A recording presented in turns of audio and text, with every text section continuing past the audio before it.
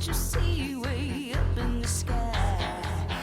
Making circles in the morning sun, flying high in the sky till the day is done. I can't break away. Like a child in his fantasy, punching holes in the walls of reality. All my life I wanted to fly, but I don't have the wings, and I wonder why I can't break away.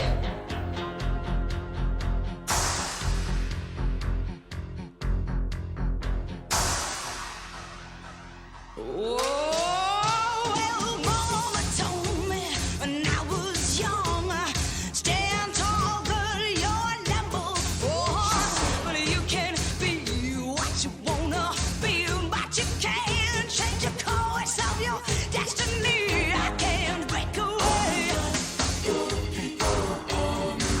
Well, no, I can't break away. I can't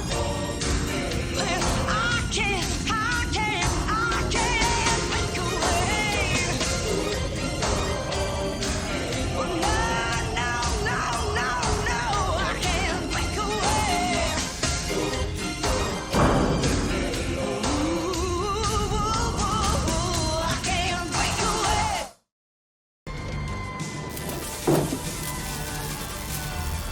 Greetings, my excellent friend. Good evening. Here's hoping the old voice holds up after last night, because that scream I gave off at the end of that Shambler fight did me in a little bit.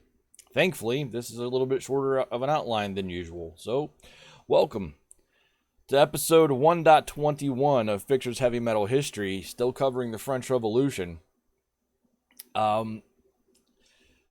Yeah, so here we are, the last history stream of Scare Drive. We've raised $3,200 for Stop Soldier Suicide. Tonight will be the last night, because it's the last history stream of October, where the bar will be present at the bottom of the screen.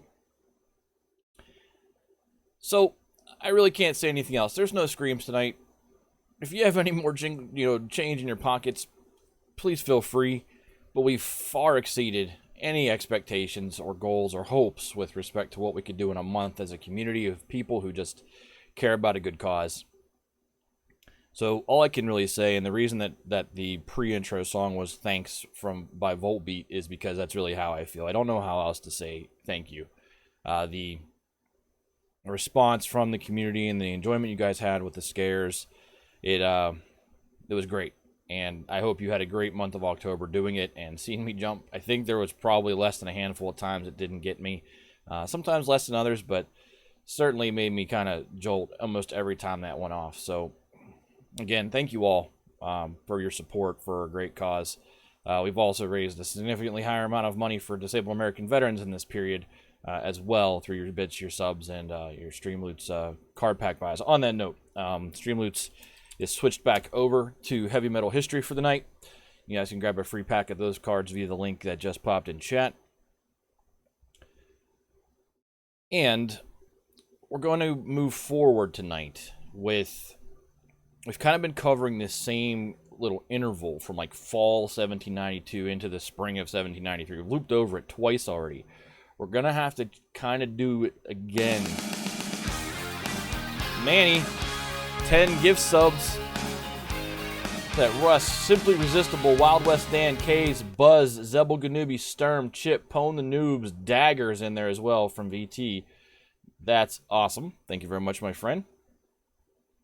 So again, we've been covering this kind of same interval where we've been talking fall 1792 into spring 1793, and we're gonna have to do it again, at least in part, because I'm gonna have to do it again a little bit next week as well. And I'll get to that part in a minute. But this transition period after the insurrection of August the 10th is really where all of these things that we've been talking about basically since the Cailles rolling into the Estates General are really starting to come to a head.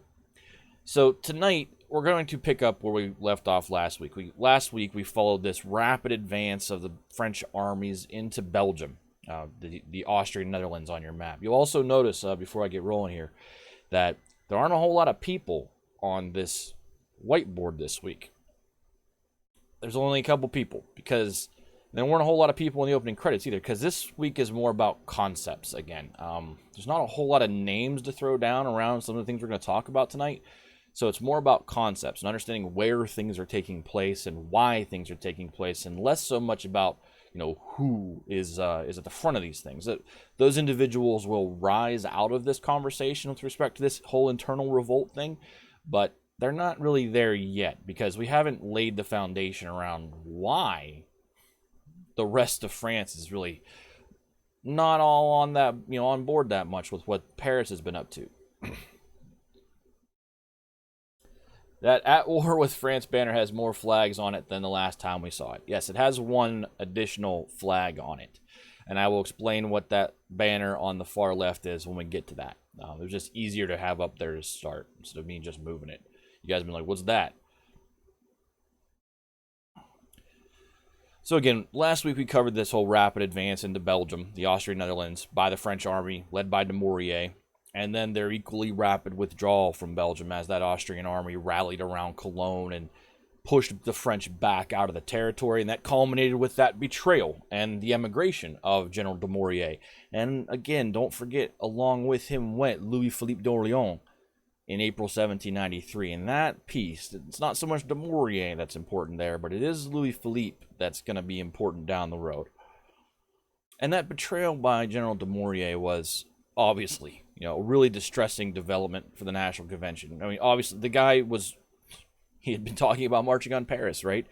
But they also lost a field commander that had demonstrated an ability to win and then lose. But he did go on a tear for like 6 months, and they lost him. There's no longer, a commander of the Army of the North that they knew militarily at least was a sound tactician. And it's actually going to become more apparent next week. The Army of the North's leadership, that command position, is going to become almost cursed. And we'll explain why it becomes almost cursed also as we get into tonight's episode. We'll kind of set the stage for that. But these setbacks that were taking place on the war front, and that whole renewed threat that the Austrians were now posing to Paris, again, it's not that there were just so many different generals, Rocket. It's much more complicated than that. But it's not just the setbacks on the war front.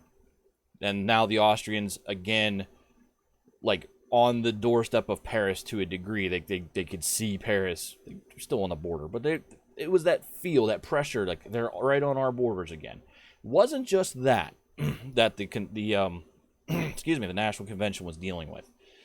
At the same time, and this is what tonight is about, armed uprisings started to break out across France against the Central Revolutionary authorities in Paris, most especially out in the west in a region known as the Vendee. And on your left map, that is kind of the region shaded in green, but on the right map, that highlighted area is absolutely the Vendee. So that's why those two maps are up there. You don't really need to see the lines of movement or anything like that, because that's not going to be part of tonight yet. We're not going to make it into November and December of 1793. But it's just to show you that, here's where the Vendee is, and the city names will be relevant tonight to a degree.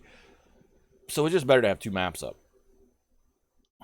So for a period of a few months for the convention, it would look very likely that the very recently declared First French Republic was about to collapse under the combined weight of, internal revolt and external attack.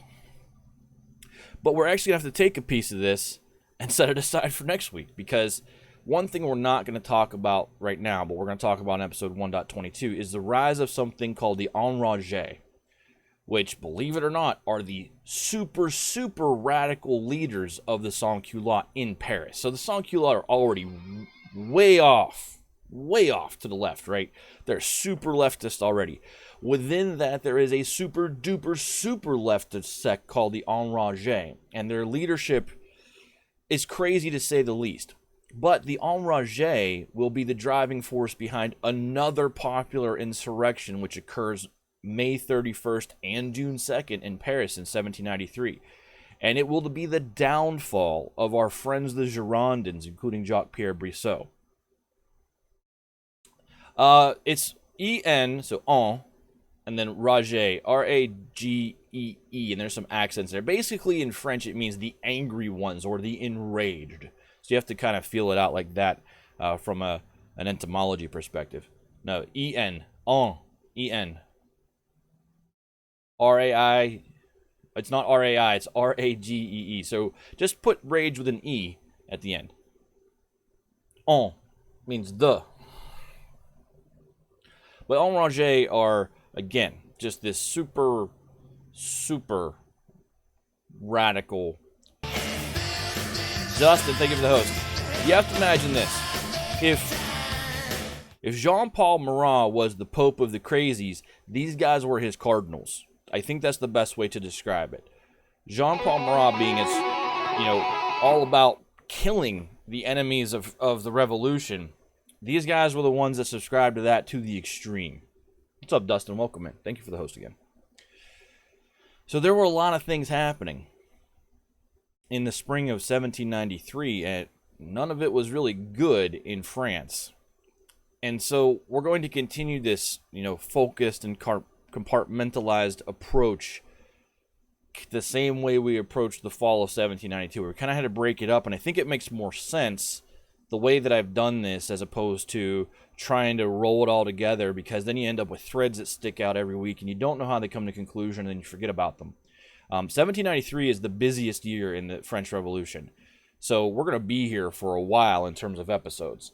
And we're going to continue this. We're going to continue to go, this is the topic. Here are the relative pieces of this topic. Let's talk about that this week. Then next week, let's talk about the next relevant topic. Let's weave in the little tailing pieces from the previous week into this, leave a couple threads on the outside of this episode, and then weave that into the next major topic and kind of go over the same series, the same periods a few times. This pattern is going to repeat a couple of times.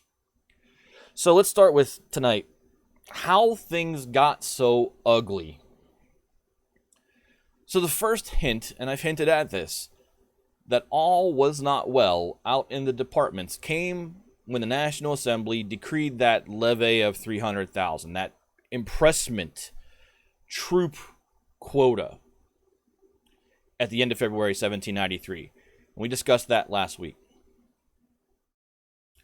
This troop levy was supposed to replenish the French armies, right? Because they were shrinking every day from the combined effects of desertion and the expiration of enlistments. And believe it or not, and this also plagued George Washington, enlistments in armies were basically annual for the most part in this period in history. You signed up on a day, and that day next year, you were pretty much done. One of the things in American history is that those enlistments almost all universally expired on the first day of the year every year. And so Washington and Benedict Arnold, when he was commanding American forces, were always scrambling, because as Christmas rolled around, they were always going, what are we going to do in 2 weeks when we don't have an army? Somehow they patched it together. Yeah, it is wild. Some enlistments were longer. Some people enlisted for 2 years. Very few enlisted for 3 years. But the idea of a short enlistment in the army is not something unique to France. So they were battling this whole idea of all those volunteers that were, rolling out of Paris after the September massacres. They were like, well, I'm done. I'm going home. And they really hadn't signed an enlistment paper to begin with. And then you had the regular army who was like, my enlistment's up. I'm going home. So the levy of 300,000 was designed to patch those holes. And that's why we've talked about big numbers with respect to the army, the French Revolutionary Army. But those big numbers mean you have to continuously replenish that with big numbers, right? So that's where the whole need for the levy of 300,000 comes across from. But mostly what the levy did universally, and the levy is used, levy means a lot of things in different areas of French history, but the levy of 300,000, what it meant and what it did was it just sparked angry protests across France. Again, you'll recall that while the convention had hoped that the troop quotas would again just be filled by volunteers of, patriotic French citizens, that they had also authorized impressment into service to meet the needs of the army, and that local municipal authorities were simply authorized to compel service when necessary. And I think what you need to understand about the idea of impressment is it isn't like I called your draft number, report, or you go to jail. It's usually done at the point of the sword or the end of a gun. Ships of Britain in this same era and rolling into the Napoleonic era, you'll hear the term press gang, right? Press gang's impressment. It's the same concept where the people who were serving as the carpenters and the deckhands and the riggers on those ships were pressed into service. Basically, you don't have a choice. We're not really going to throw you in jail. This is a life or death thing. That's not a spoiler, because that's not true. There won't be another 300,000 levy next year. There will be something else. It's a logical consequence, assuming that the levy of 300,000 was only impressing people for a year, but that is not how it worked. It wasn't, please step up with your draft number and sign for a 1-year term. It was, you will volunteer for the Army until we say that you are not going to be in the Army anymore. And if there's not enough people, well, we're going to gather up the young single men and force them to fight where they want to or not at the point of a gun. And there really was not an enlistment term with the levy of 300,000. So thanks for saying that out loud, because that's an important clarification. It was more of a volunteer until France is secure, right? That's really what it was about. And that more runs akin to how ancient armies worked, where you joined, you served, you went home, but were still technically a member of the military, and then when the bugle called, you were back in uniform. Roman armies worked that way. So this whole idea, right, of being forced into service, near violence, ran counter to the whole era of liberty, kind of like the reserves, yeah. This whole idea of we're going to force you to serve because you won't volunteer runs counter to this whole idea, this era of liberty, which had supposedly dawned for the French, right? Remember, going back to the Declaration of the Rights of Man, it's all about these new freedoms, unless we need you to be in the army. All these orators across France, these speakers in these conventions and sectional assemblies and the legislative assembly and the everything, all talking about how free things are now. But it's really hard to say, yeah, I see what you're saying, when these guys out there are being told you'll join the army at the point of a gun. There's a gun in their face basically saying, go fight for our freedom. So all through February and March 1793, reports started to come back into Paris about hostility and opposition to the recruitment drive to support the levy of 300,000. And this resistance was everywhere, right? We're going to talk about the Vendee, and we're going to talk about a couple of other cities tonight that isn't a part of the War of the Vendee. It's completely different internal civil war. But this resistance, as it sprung up, was overcome eventually. But even so, the hostile response to the levy of 300,000 kind of put the authorities in Paris on notice that the French nation wasn't this unified power chugging in the same direction of revolutionary momentum that they thought it was and needed it to be if it was going to win this war against Europe now. Because it's not just they're fighting Austria with the Prussians tagging along. It's basically they're fighting Europe. So this extraordinarily bitter, and I mean bitter, civil war, both in the Vendee and other places in France, will be waged through 1796. So we're talking about a 3-year period here where there is internal, not just protesting, but combative fighting against one another. And it's going to define some of the worst atrocities of the revolutionary era for France. So speaking specifically to the Vendee, the captured rebels from the Vendee will end up supplying about half of the total victims that are executed during the Reign of Terror. And this doesn't count the tens of thousands of civilians who will be massacred in the Vendee by what is known to history as the Infernal Columns. And we're going to talk about the Infernal Columns in early 1794. But just know that as troops are pulling rebel prisoners back to Paris or to a local departmental capital to chop their head off, what the Infernal Columns are, in short, is French military columns that are rolling into these massive areas of revolt and literally slaughtering everyone and scorched earth policing everything. And they kill pretty indiscriminately to subdue the region. This war that's going to take place in the Vendee, and we've talked about some dark and some really shocking things so far in the French Revolution that have you shake your head and go, what were they thinking, or I can't believe that happened. The September Massacres being the one I saw the most visceral reaction to so far in the series. This is going to be way darker than that. It will be another... Remember to clonk that follow button. Another theater of war for the next few years that just is brutal. But one of the things I forgot to do before we got going tonight is we have a book giveaway tonight. So I need to get that going. Let's go with 100 minutes all and George O.R.G. Danton biography. So, it needs to be giveaway start because I'm dumb. Not just that. I had it all up. Master Poe. Yep, the Creed giving away books. That's a funny joke. Welcome in, my friend. There we go. So if you'd like to get in on the George Danton biography giveaway tonight, I listed the book in Discord. You have 100 minutes, to get in. There we go. So it is a book that is on my sources. It is a good look at George Danton. George Danton.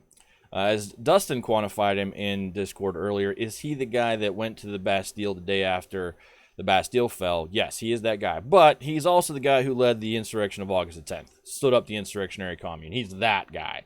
Guy who went out to the front to basically inspect and confront Dumouriez. He's got a lot of things going on. He was the Minister of Justice for that inter-period between when the Legislative Assembly fell and the National Convention was stood up. He's that guy. Super important. It's an insightful read. I've read the book, obviously, because I'm citing it and using it as a source. But, yeah, justice in quotes, but the name of the position was Minister of Justice. So if you're interested in that, go for it. Get in the giveaway. Even if you're not interested, maybe consider giving the book away to your local library. It's definitely a book relevant for history students. And quote, lost a good portion of 500,000 livres. He didn't lose it so much as he didn't keep records of where he spent it. He didn't embezzle it or anything like that. I think that's an important distinction to make on that comment. It's not he didn't pocket it. He spent it. He spent it in pursuit of what he thought was needed at the time, but he just didn't keep receipts. Next month's book will be The 12 Who Ruled. And we're going to talk about what the 12 are tonight. You didn't say he pocketed it, but you said he lost it. Well, he didn't lose it either. It was spent somewhere. He just didn't keep a record of it. So, again, this war in the Vendee is this nasty fight. It's going to be a massacre for the people there eventually. And it's going to be a theater of war that's going to carry on for years inside of France, while France is fighting on its frontiers against the British, the Spanish, the Austrians, and the Prussians, and later on other nations. So the Vendee region comprises the 4 departments effectively south of the Loire River, and you can bring up a map and see where the Loire River is in France. But it's basically the border river between the area which we would call Brittany, and the area which we would call the Vendee. The Vendee is actually a department of France today. It's a single department, but there's a department called the Vendee, and it is in the region, obviously, that the Vendee was. But it had never been a major economic center. It did not boast a significant port on the Atlantic.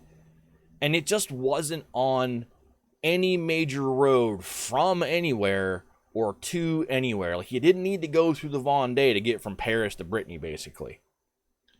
So the inhabitants of this region were just generally isolated from the rest of France. They just didn't have large-scale interaction with the greater civic and commercial engines of France in the Ancien Regime or during the Revolution.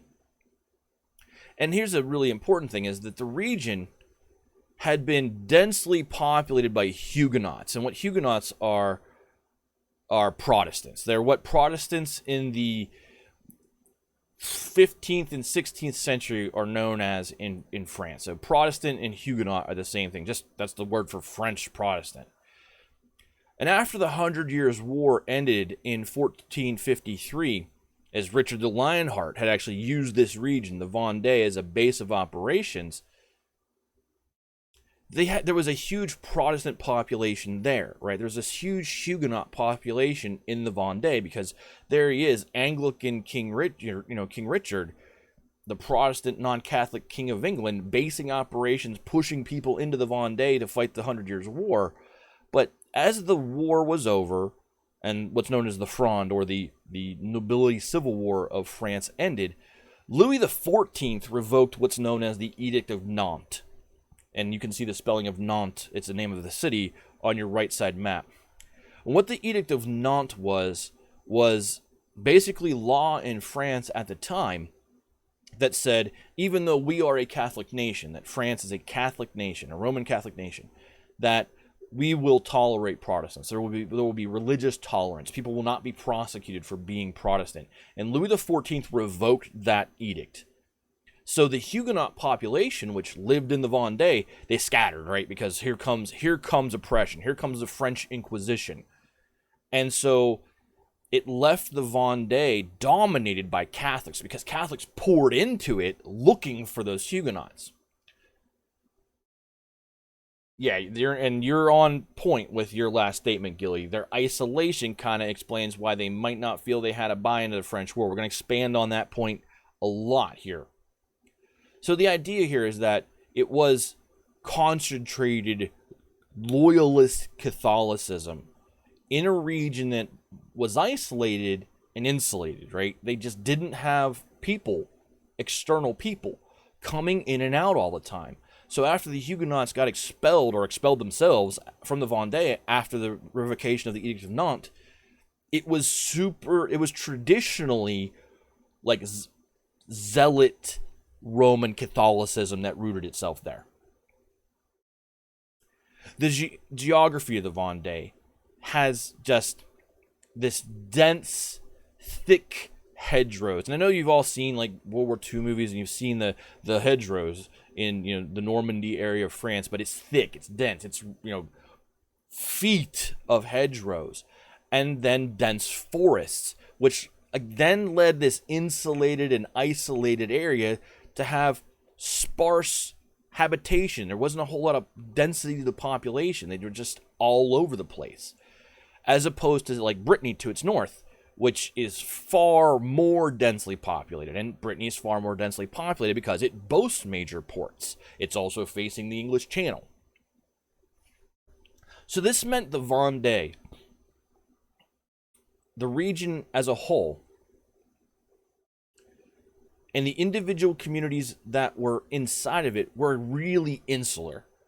And as is the case, and we can still see this today with rural, insular communities, the people were pretty happy with, the way that they did things, the traditional way of life, our way of life. The whole our way of life argument will be one of, not the major, but one of the arguments for the South in the Civil War, is you're trying to tell us how to do things, and we have our own way of doing things.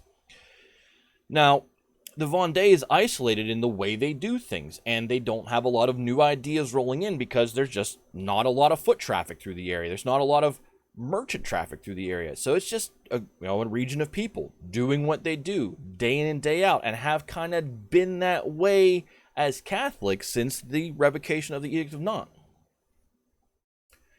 So from the very beginning, and Gilly nailed this, When the revolution kicked off in 1789, the whole idea of it was just an unwelcome intruder into the Vendee. But opposition to the revolution in the region did not derive simply from the population being some kind of backward neophobe. This group was like, I don't like science and progress. They weren't that group. It was mostly that their own experiences, as loosely knit as they were within their way of life, with the old ancien regime, their experiences with the ancien regime had just kind of always been okay, right? They just had always been, they had not been the grab your pitchfork problems that had been problems for the Enlightenment era thinkers, which led France to the revolution. The first thing is, I'm sorry, I'm going to be drinking a little bit more tonight because, again, my voice is I can feel it being kind of scratchy, and I'm trying to be careful with it. Yeah, them's Paris problems lead us out of it. That's a fair way to say it. But the first thing, really, is that the peasants never felt that intense hatred of the aristocracy. And you'll remember that as we led into the revolution and the calling of the Estates General, that going back to Louis XIV, and again, it's due to the Fronde, that nobles had been brought to live at Paris, right, or live at Versailles. They had been, the Versailles is massive, and it had apartments for all of these noble families to live there.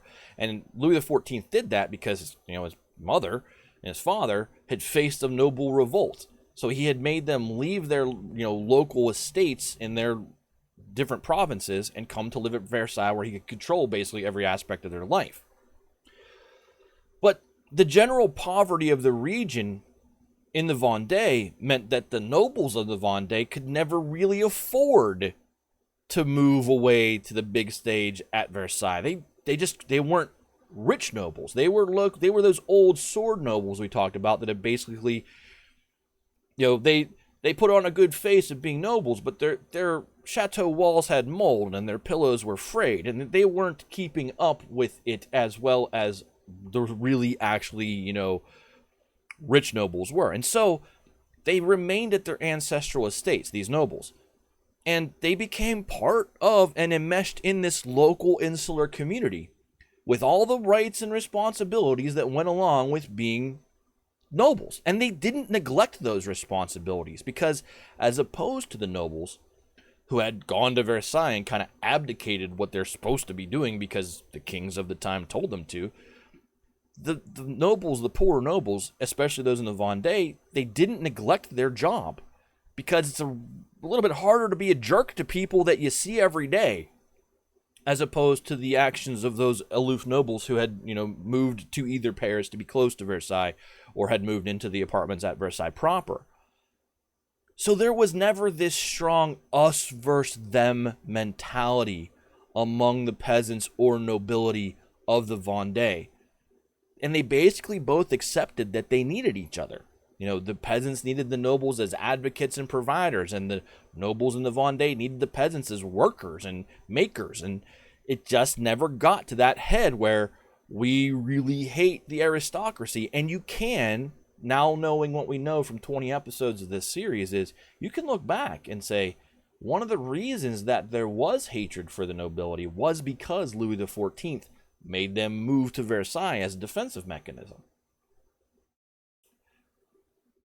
But the general lack of anger toward the aristocracy in the Vendee was nothing compared to the non-existent anger. And I'll hold my point and ask this question. Out of curiosity, and I'm probably skipping ahead here, what made the Vendee different from the other insular regions of France that might have reacted the same way? You have to understand, it's really insular here. The reason the Vendee is like this is because you have to look at where it's geographically located, right? It's on a coast with no port. Everyone else is going to Brittany. Everyone else who wants access to the Mediterranean is going to Marseille or Toulon. Everyone who wants European trade is crossing from Paris to the east, right? It just sits here on this bay in the Atlantic, where Bordeaux is the southern dominating force of commerce on the sea, and Rennes is the dominating force to the north. And just developmentally, Like, no roads went through here.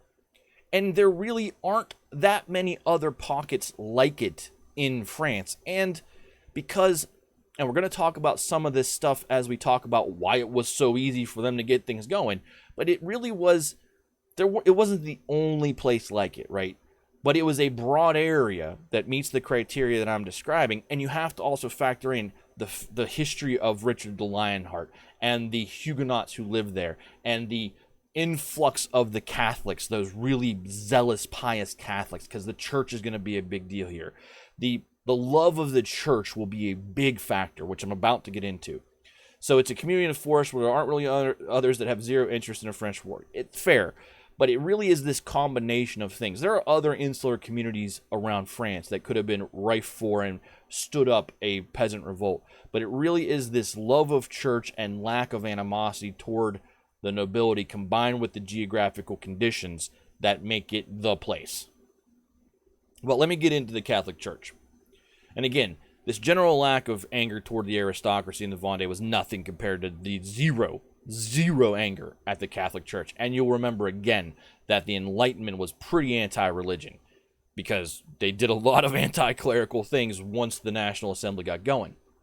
But it'll be over the church more than anything that the war in the Vendee will be fought. So as a consequence, again, of this regional insularity, the local Catholic churches and the priests of the Vendee were just always strong pillars of the community, right? And again, it feeds from the end of the 100 Years' War through the revocation of the Edict of Nantes and just this fierce loyalty to the Catholic Church. More so, though, than in the other regions, these local priests who ran the parishes were not outside appointees of the French Catholic Church, but they were native sons. They were people who had grown up in the Vendee, had gone off to seminary or ecclesiastical college, and had then come home again to minister to their friends and relatives and neighbors. So it's that feedback loop of the same pious, zealous Catholic thinking that these kids, raised to be a very staunch version of Catholicism, go out, basically get their piece of paper from the church, and come back and continue that feedback loop, because there's no one else coming back in with any sort of progressive take on the Catholic Church. It's like being in a Facebook group where all of the comments that aren't in line with the groupthink are shouted down.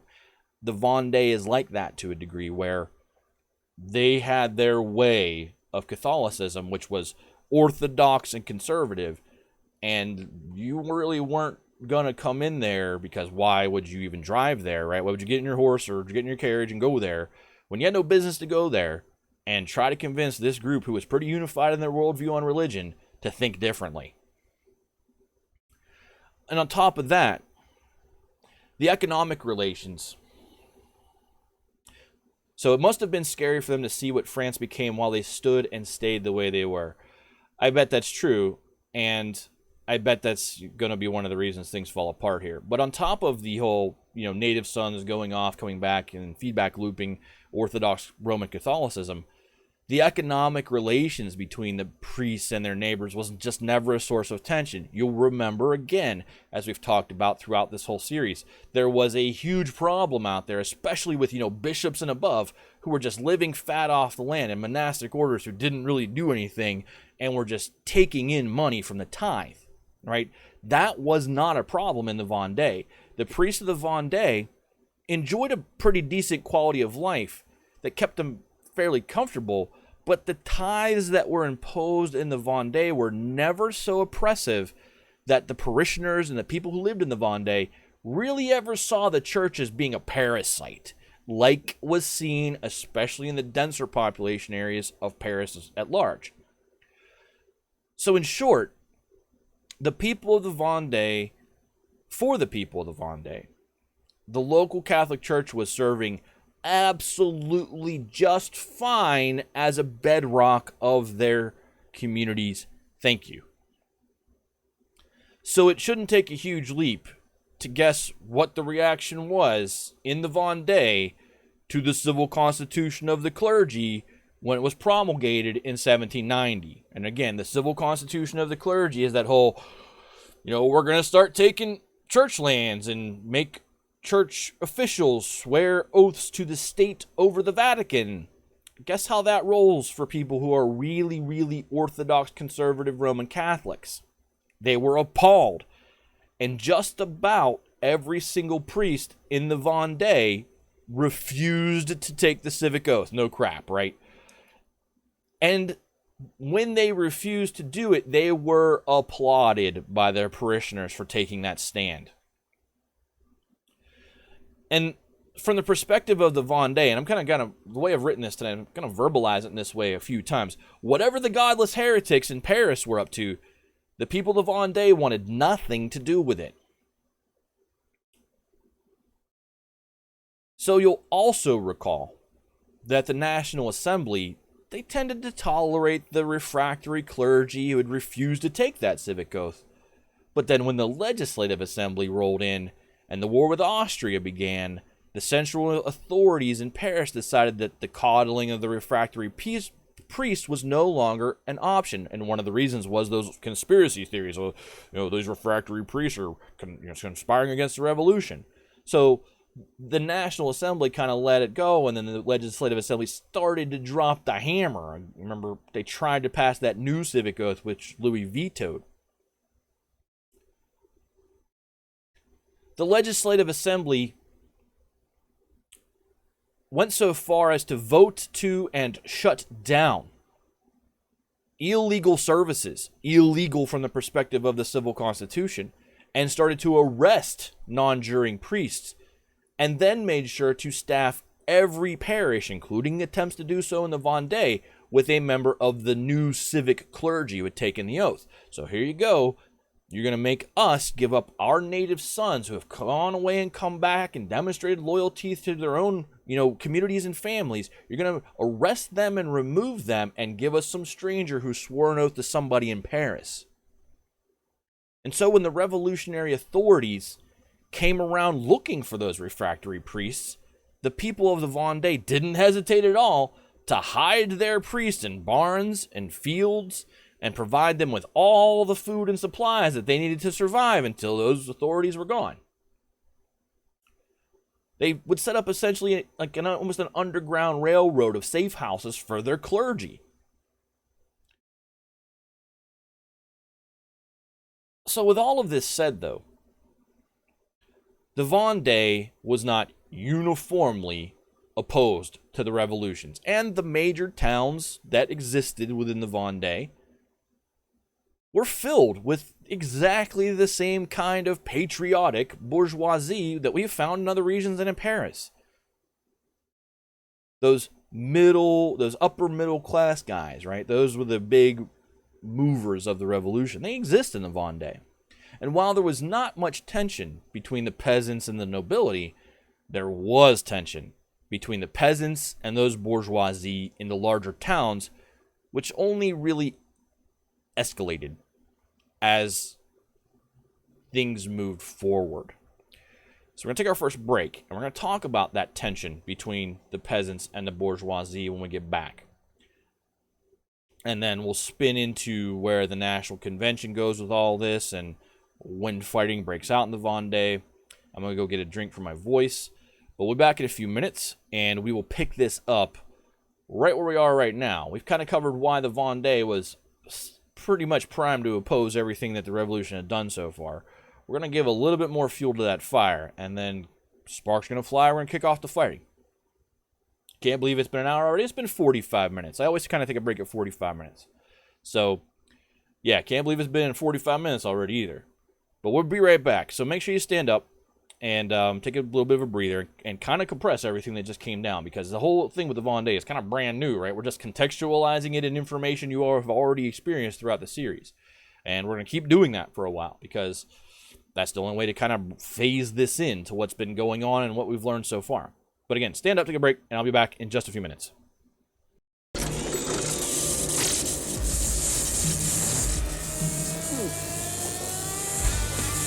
Gentlemen, real history.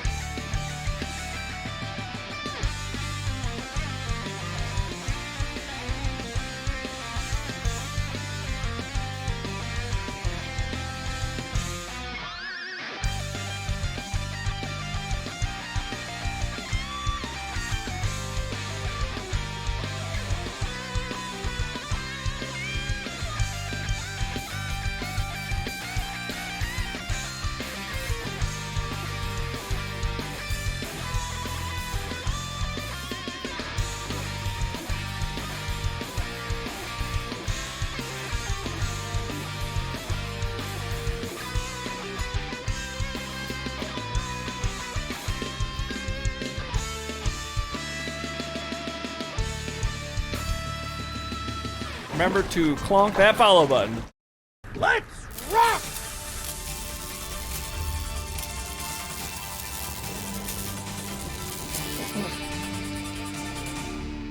So, welcome back. Hurry back if you're still in the kitchen or in a bathroom.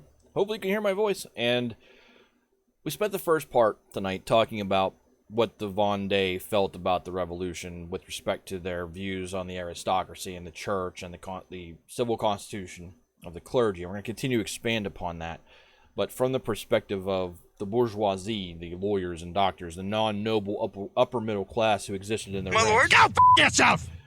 Wireless headphones are both a blessing and a curse. Well, hopefully I didn't catch you. Hopefully I did not catch you mid-tinkle, Rocket, and welcome back.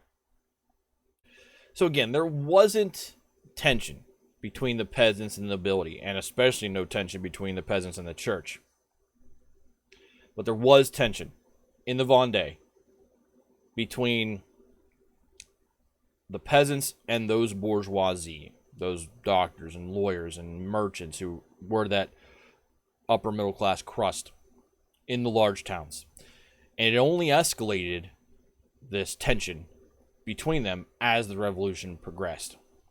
You'll remember that as the National Assembly came in, led by Talleyrand and Mirabeau, that the government started to seize church lands and then sell church lands.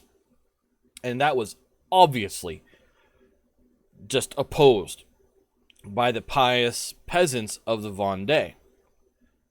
But then kind of once the process got going and they realized there's nothing we can do about it, there was some hope generally within the peasantry of the Vendee that it might bring some relief to those who had, too little land or no land at all. Because again, you remember way back we talked about the different tiers of farming peasants. A lot of them didn't own land and they just were kind of migratory day laborers and moved from place to place wherever work needed done. And there was hope that they might break into that landed farmer class via this whole seizure and sale of church land. But what wound up actually happening is those local patriotic bourgeoisie bought all the land up that was on sale at auction. All the land in the Vendee that was seized from the church and sold at auction, well, it was that upper middle class that bought it all up, because they were really the only people that had cash on hand at the time of the auctions. So all of that land in the Vendee was simply taken from the church, which the people loved, and given to the local bourgeoisie, who they really didn't like at all. And then the local patriotic bourgeoisie who had acquired that land and now found peasants working on it started to ask for rent when the church had never done anything but ask for the tithe. A tithe they were willing to give because they believed in the church. They didn't believe in the bourgeoisie at all. But still, into 1793, resistance to the revolution in the Vendee was still mostly passive. Sure, locals had a tendency to fling dirt and whatever else at the, civic clergy who were assigned to come in and minister to them in place of their normal, non-oath-taking, refractory clergy who they were protecting. And yeah, the local patriotic bourgeoisie landlords were walking around asking for rent and getting stuff thrown at them too. But that's kind of as far as it really got. More not revolutionary or revolt or rebellion, but just, passive giving them the middle finger in a way.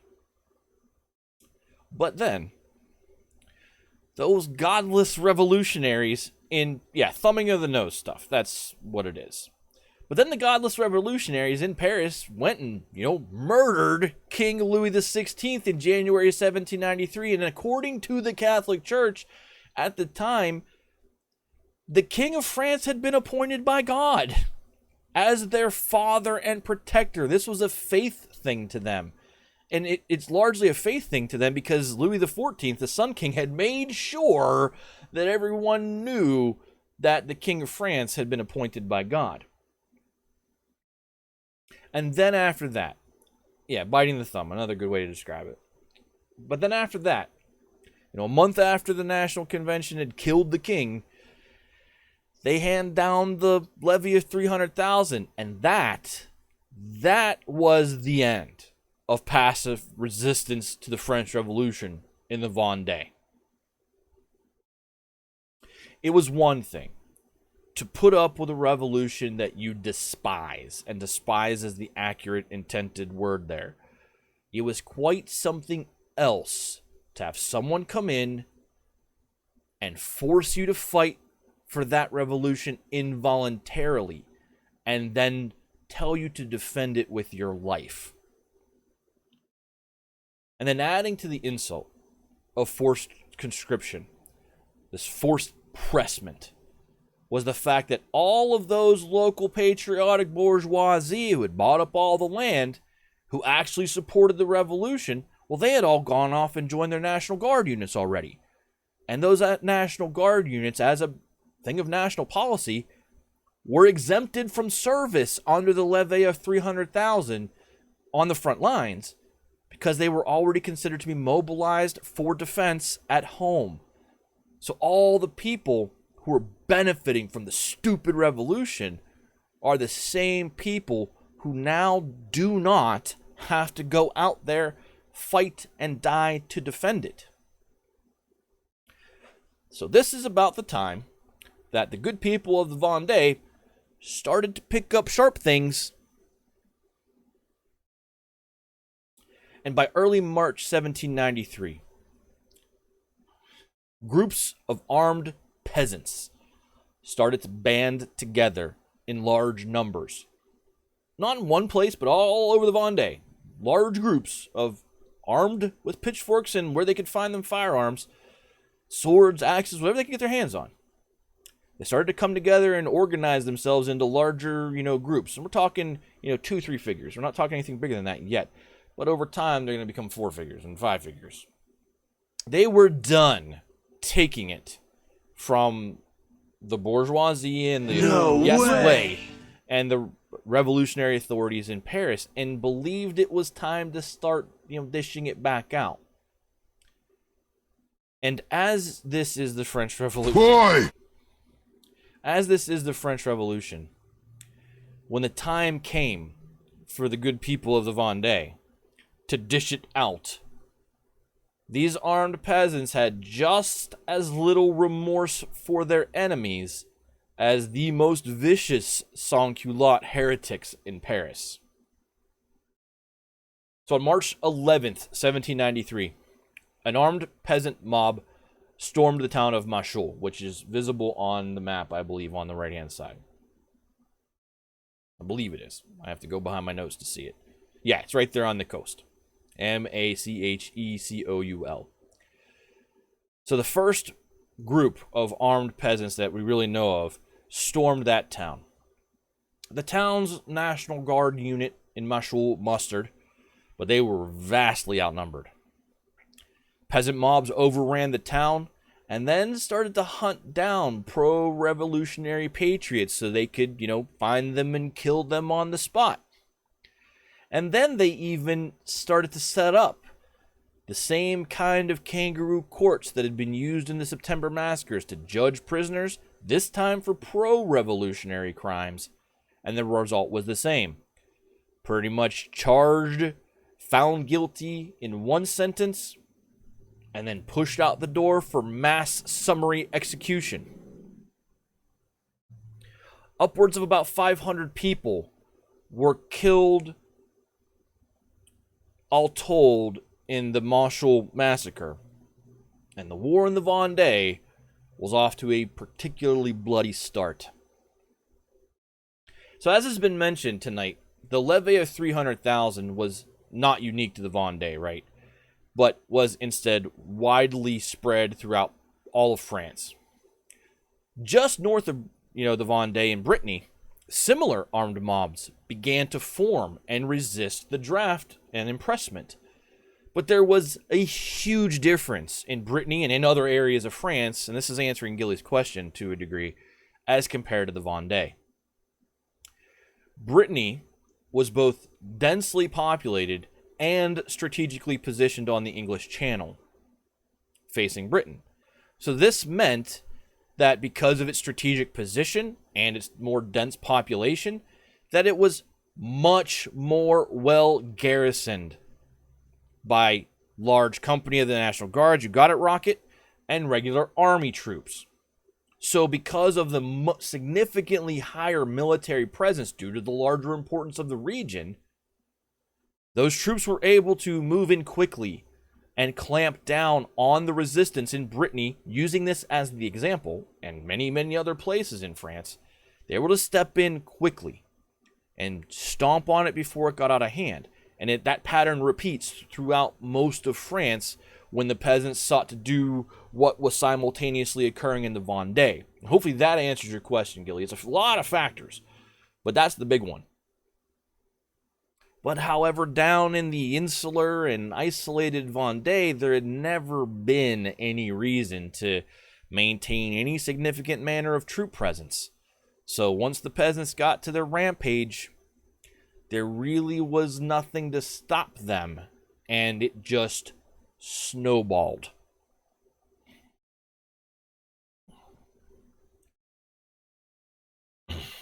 So the National Convention, and welcome to the very early days of the Great Terror, everyone. By the way, the flag. The flag up in the upper left, which has the cross going through the heart. That is the symbol of the Royal and Catholic Army, which is what the people of the Vendee will come to call themselves. So that's why that flag is there. It's to remind you as we go through things here that not only is France dealing with an external alliance against them, but an internal revolt. But again, welcome to the early days of the Great Terror now, because I believe that the Great Terror is largely finds its origins in these internal revolts, especially in the Vendee. But the National Convention started to receive reports of all these anti-draft disturbances in the Vendee and everywhere else in Brittany and elsewhere throughout the first weeks of March. This is right around the same time that they were receiving reports that the Austrians had relaunched their re-invasion of Belgium and were cutting their way through the French armies out on the frontier. So, of course, par for the course for all these legislative bodies back in Paris who really don't have a good idea of what's actually happening. The assumption among the delegates of the convention was that, of course, some sort of sinister royalist conspiracy must be at the root of these rural revolts. Because what else could possibly explain their near simultaneous timing as threats to the nation? Couldn't just be that, you pissed them off and they had had enough and didn't want to fight your war. It had to be that, of course, every French person thought what we, the enlightened bourgeoisie and now sans-culotte members of the convention, thought, that this was the way forward, and there couldn't be any disagreement from a true patriot. So it had to be a conspiracy. And you have to take the way in which these people think, in these legislators, these delegates, whether it was an intentional deception like potentially from Brissot and the Girondins, or just the natural reaction to things that, how could anybody think differently than me? We are obviously doing, quote, what's right. So anyone who opposes that can't just be having an opposing view which we should consider and have discussion upon and a free exchange of ideas on. They have to be driven by a sinister motive. There's, almost evil conspiratorial effort at work to oppose what is right. Take that thinking of these people in these legislative bodies since the Legislative Assembly and carry that to today, because that's how a lot of people think today. A lot of people who are stuck in their echo chambers of thought cannot perceive how someone could have a different context of experience in life and not want what you want. And the step past that is they rebuke that possibility vehemently and sometimes violently It's not a stretch to see that in our society today, comparing it to history that we're talking about now, where people just don't or are incapable of encompassing an opposing view to further the evolution of their own view. It seems like there's orthodoxy of thought within the convention and the assembly, and there's an orthodoxy of thought today. Tribalist thinking is terrifying, yeah. Especially when the voted out tribe can be led to the death. True. And it is tribalism that I'm talking about. And Gilly's got the right word there. Tribalism of thought is evident within the convention. It's evident today. It was evident in the legislative assembly. And the only thing that I can say, and I like to use history as a modern prism for modern life, is you can't be that way. You can't be that way and evolve wisdom, right? You just can't look at someone who doesn't agree with something you believe and condemn them outright.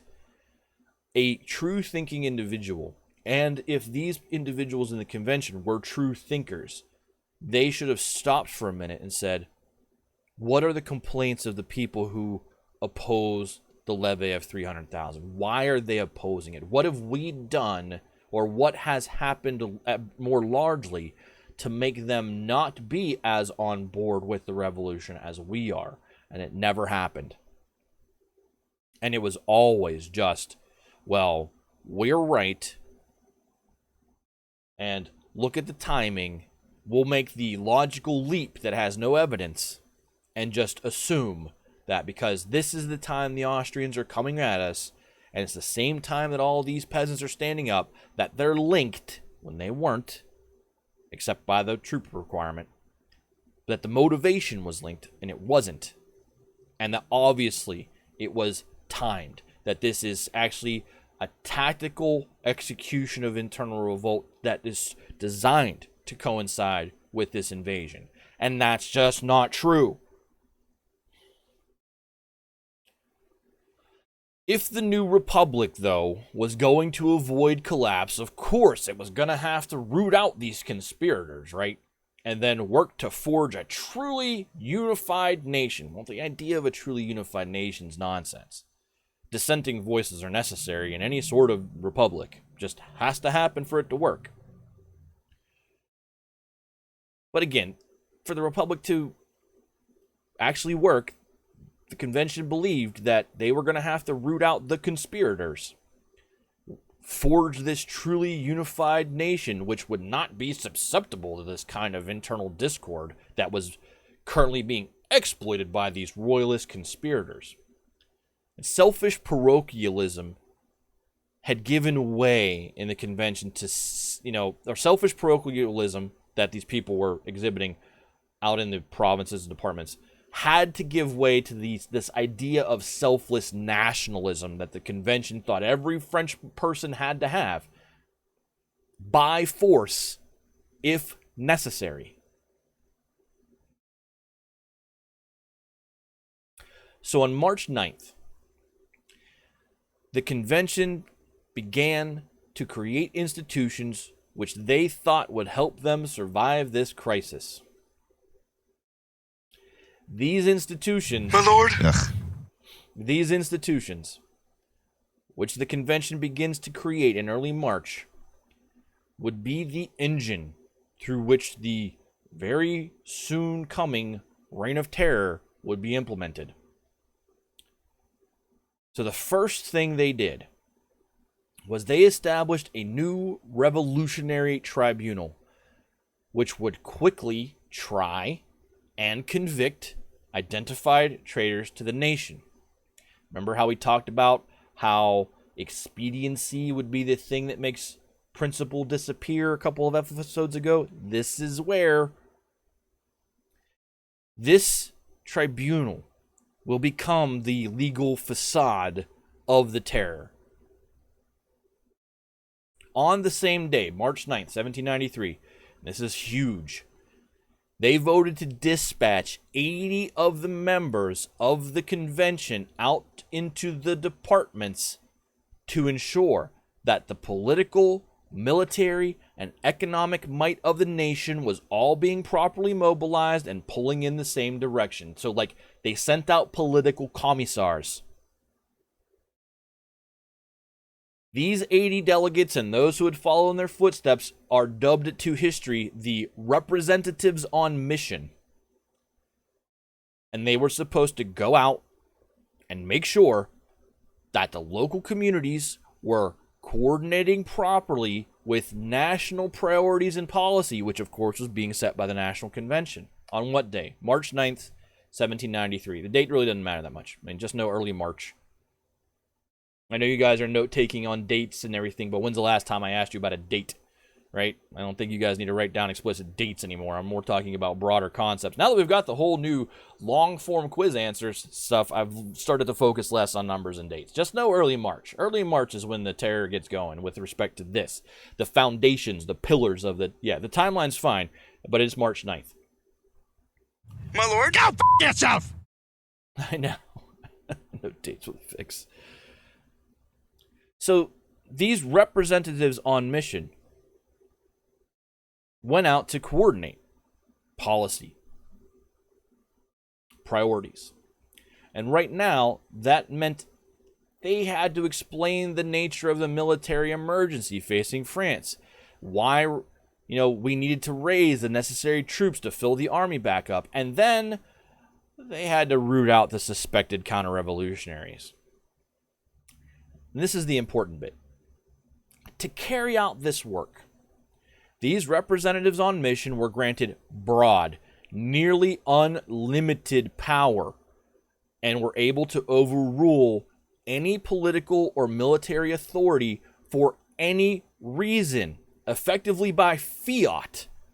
And they were also authorized to dispense any form of justice they saw fit when they saw fit. So needless to say, the more zealously revolutionary representatives on mission will end up becoming some of the most notorious figures of the entire revolutionary period as they ruthlessly implement the reign of terror. Bogus! Yeah, bogus indeed. As they go out there and ruthlessly implement the reign of terror in their assigned departments. What's up, Herc? Just about a week later, a week after March 9th, the news of the defeat at Vendee arrived with reports of General Dumourier's, suspicious behavior, and in response, the convention created two more pillars of the Great Terror. Now, don't be sad you're late, man. Be here when you can be here. That's why there's VODs. If you're interested, that's why there's a VOD. But I'm happy to have you in here, and if you want to ask questions, go for it. So again, a week later, you get that news that, near Vendee was a loss, and General Dumourier is acting awfully sketchy. And in response, the convention sets up two more things that are going to become foundations of the Great Terror. First, on March 21st, the convention ordered that, that committee of surveillance existed in Paris, which was supposed to identify, quote, suspects. They ordered those be established in every municipality across France in order to make it easy for counter-revolutionaries to be identified by the, representatives on mission. And then came the single most significant instrument of the Great Terror.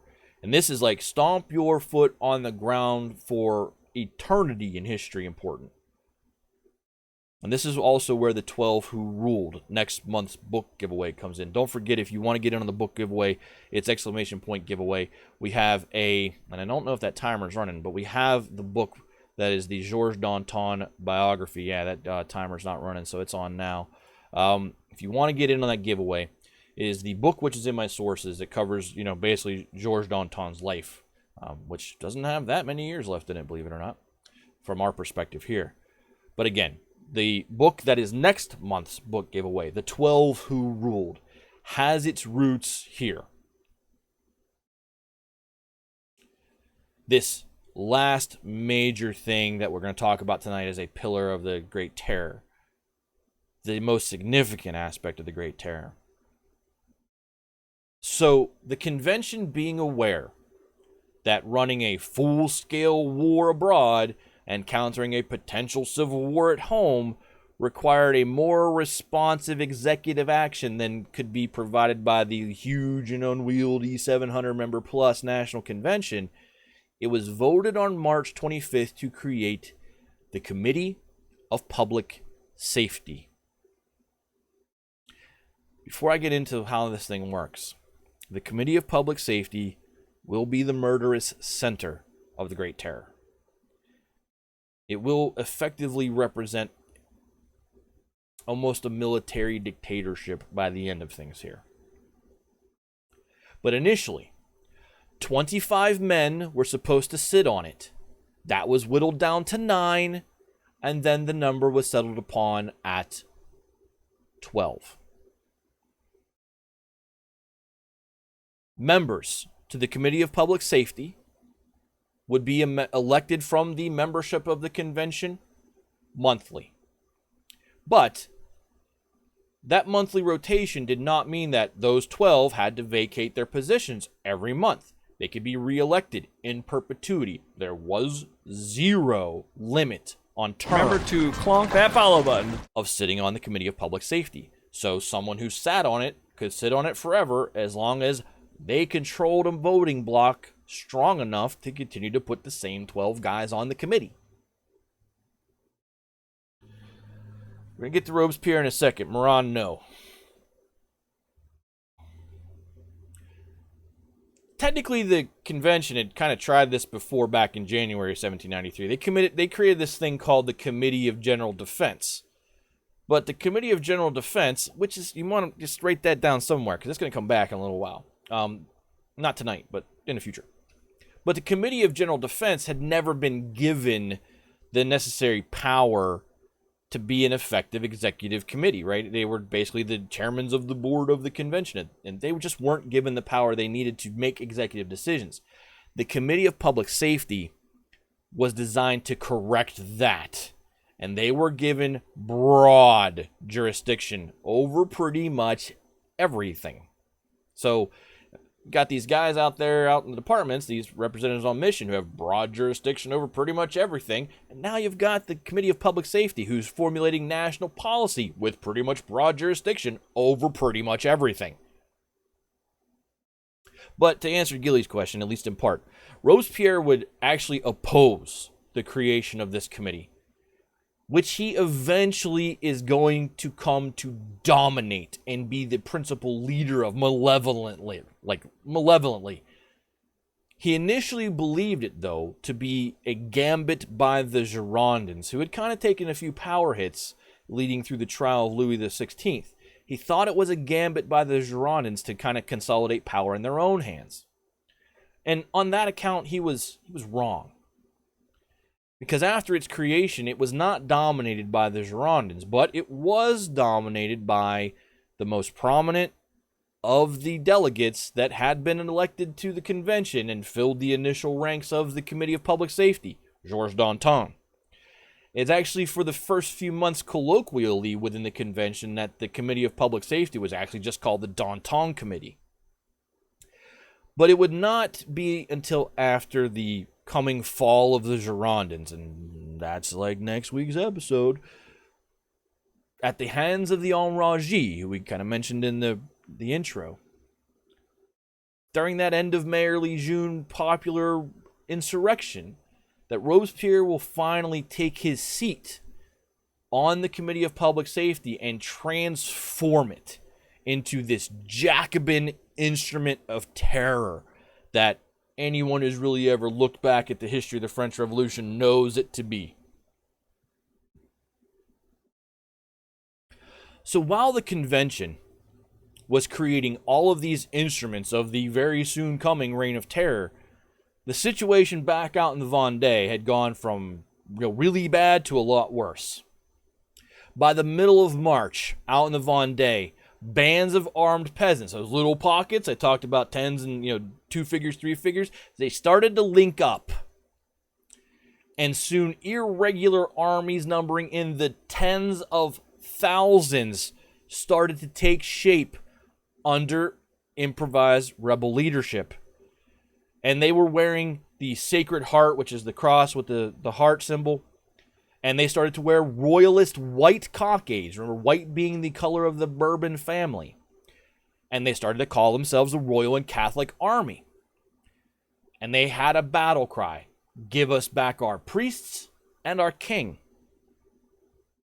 The first real battle, right? We've talked about mobs running over outposts and towns and stuff, but the first real battle of the war was fought down by the Lay River on March 19th. And again, pull up a map and look where the Lay River is. I didn't have enough room for a topographical map. But on March 19th, when 2,000 Republican meaning French actual forces, French army forces, moving north from the Lay River, or toward the Lay River, were attacked by a few thousand peasants. These two sides spent about 6 hours fighting to a draw, right? So it's not like the military was much better trained or equipped and could just steamroll these kind of gaggle mobs. They were organized. They had leadership directing them in a fight now. And they fought for 6 hours to a draw until an influx of rebel reinforcements came in, and it forced the regular Republican forces to retreat. They had to give up the field, and there you go. The irregular Royal and Catholic Army won the battle. Meanwhile, further north, there was probably almost no reason for full battles. On March 22nd, 300 Patriot Republican soldiers found themselves facing nearly 20,000 armed peasants. And when they saw that coming, they simply ran, which is what anybody would have done. 20,000 against 300.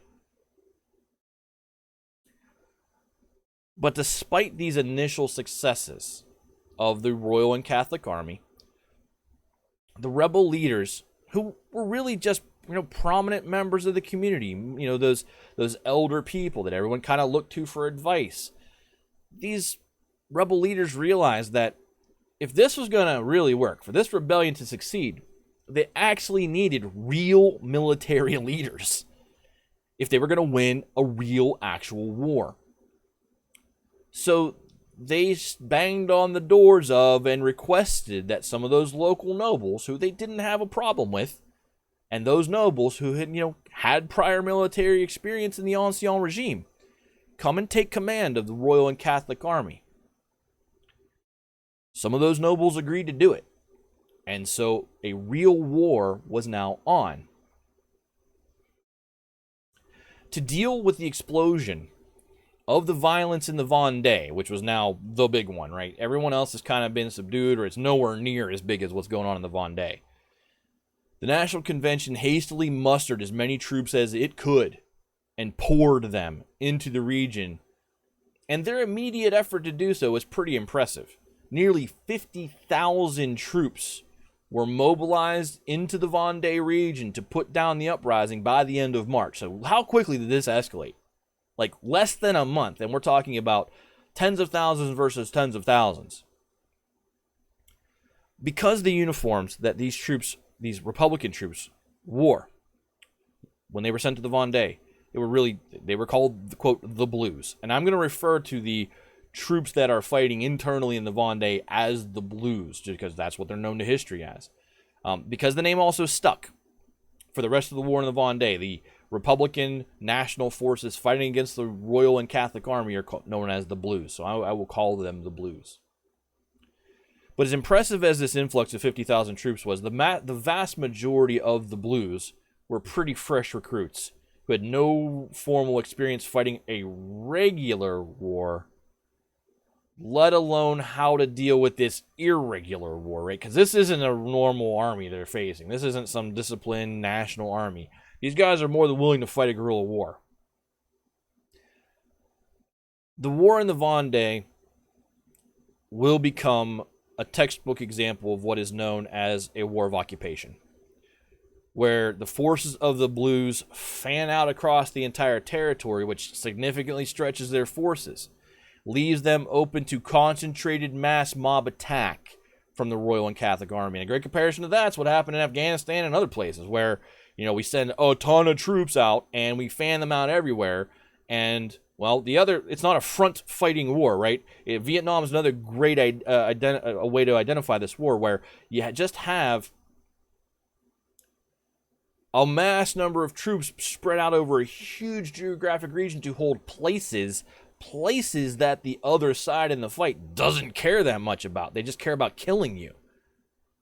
So these dispersed forces of the Blues will be thin, and the concentrated forces of the rebels will not.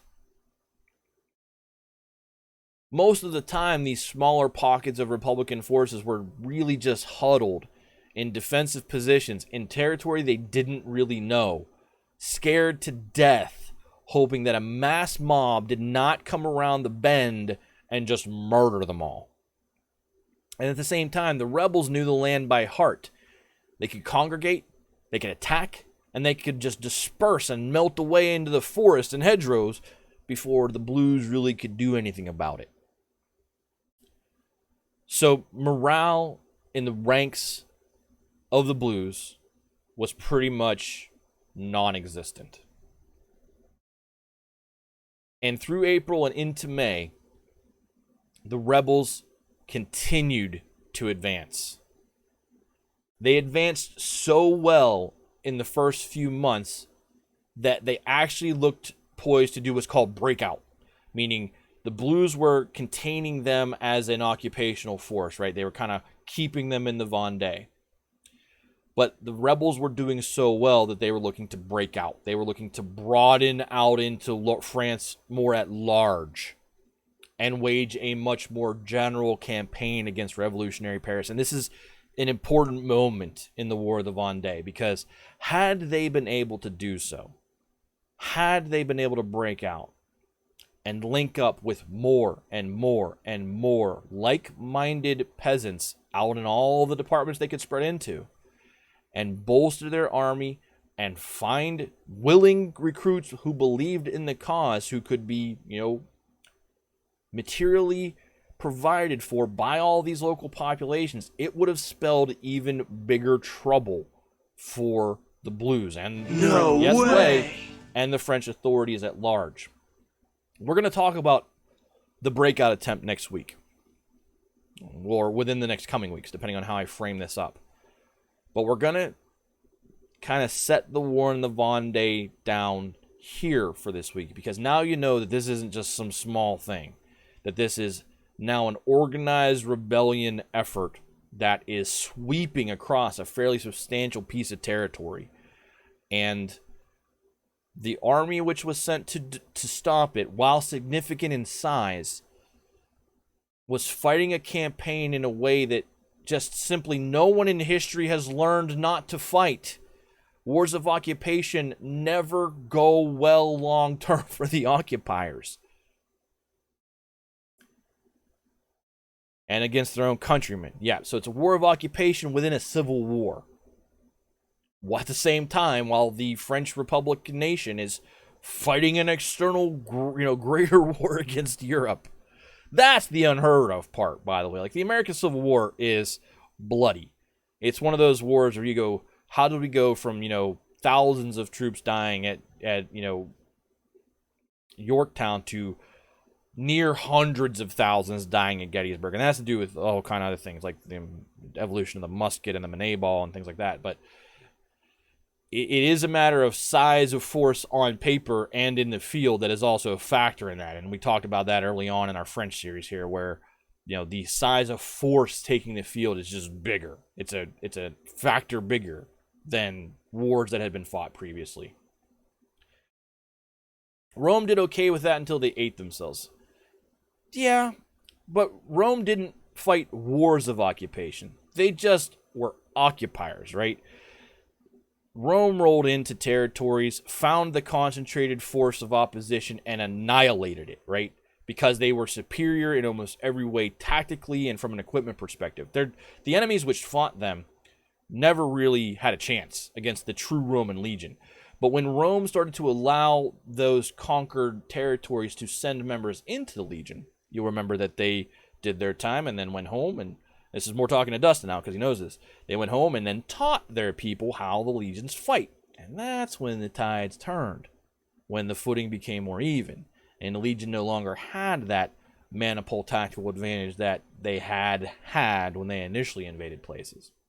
They also had a huge economic just sledgehammer on everybody. But I digress. We'll not talk about Rome. You guys want to talk about Rome? We can do a whole Rome thing. They'll take 10 times as long as France. So when we get back from a break here, and it'll be the last break of the night before we do this last section and into the quiz, we're going to go talk about the other kind of revolt that's happening out there in France, because this is a revolt rooted more in royalist loyalty and religious, zealotry out in the Vendee. But a whole other kind of civil war is also going to break out in France, not out in the Vendee, but elsewhere, and it's going to be rooted in completely different things. And it will be called the Federalist Revolt. Happened at the same time as the Vendee went crazy, at the same time that the Austrians started to retake Belgium. Yep, like the convention needed more to worry about. But we'll take a break. I'm going to rest my voice, need a drink for a second. We'll come back. We'll talk about those early days of the Federalist Revolt, which will not be as long-lived as the war in the Vendee, actually. And two cities in particular, Marseille and Lyon, and their early days, and why they went into revolt against Paris for similar but different reasons. But at the end of the day, they saw eye to eye on one thing. But again, we'll be back in a few minutes. Stand up, get a drink, stretch your legs, use the bathroom, all the usual stuff. Don't forget, if you want to get in on the book giveaway, that'll be after the quiz. Moderators, I will execute the giveaway command to make sure that it's timed and I can kind of, do the whole hype thing and stuff like that. So hold off on that tonight, and I will run the giveaway. Berlin, welcome. I will not. I just got here. BS Berlin, I've seen you lurking for a while now. Don't lie to me, sir. I've seen your name in that list for quite a few minutes. Anyway, be right back. Do those stuff. I'll talk to you in a few.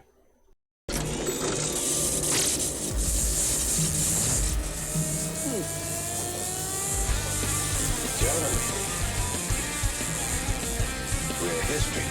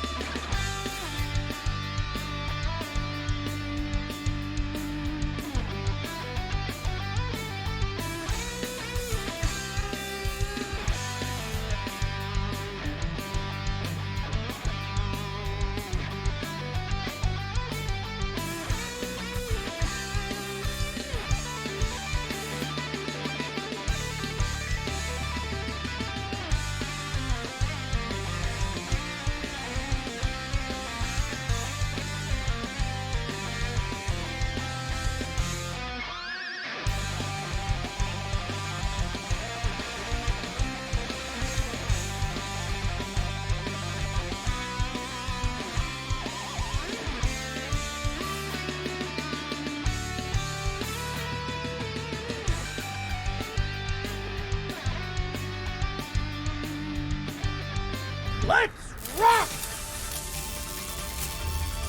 Sure does sound good. All that talk about burritos in chat while I'm not here. Hope you got your legs stretched. Berlin, good to see you, my friend. So we've talked about tonight the reasons for revolt in the Vendee, and then the early portion of that war, and them now being poised to break out of the Vendee, which could be a serious problem for the authorities in Paris. We've also taken the time to set up those, those pillars, and I did describe 4 of them. Those pillars, I think at least 4 of them. Those pillars, those initial foundational elements, which will be the things that the Great Terror uses to be the Great Terror.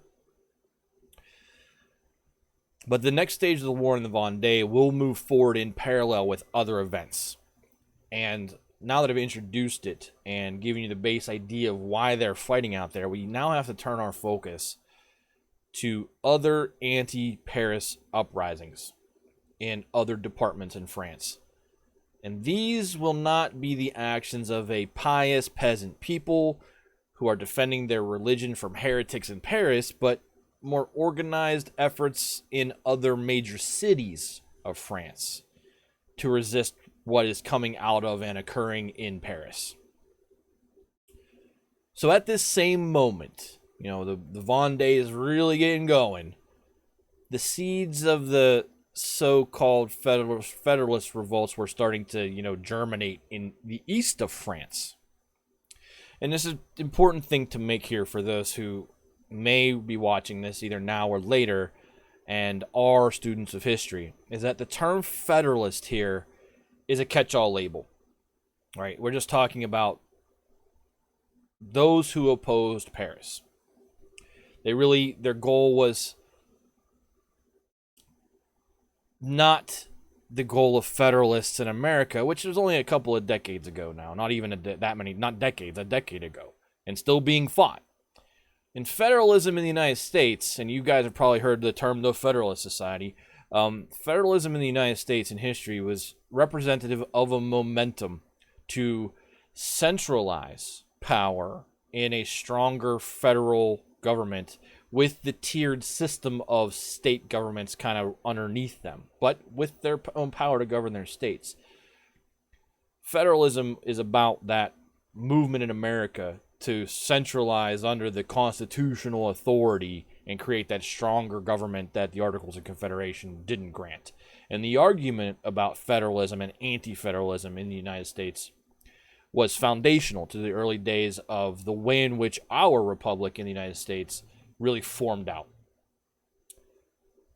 But federalism and the Federalist revolts with respect to the French Revolution, again, is a catch-all label.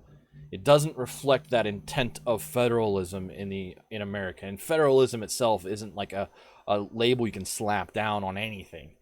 The Federalists in France effectively share a common enemy. And that enemy is the Jacobins in Paris more than anything else. They want to decentralize. So it's the exact opposite of what federalism in the United States is. They want to decentralize that power base in one place in Paris and get control of policy flushed more back out to the quote-unquote states or departments.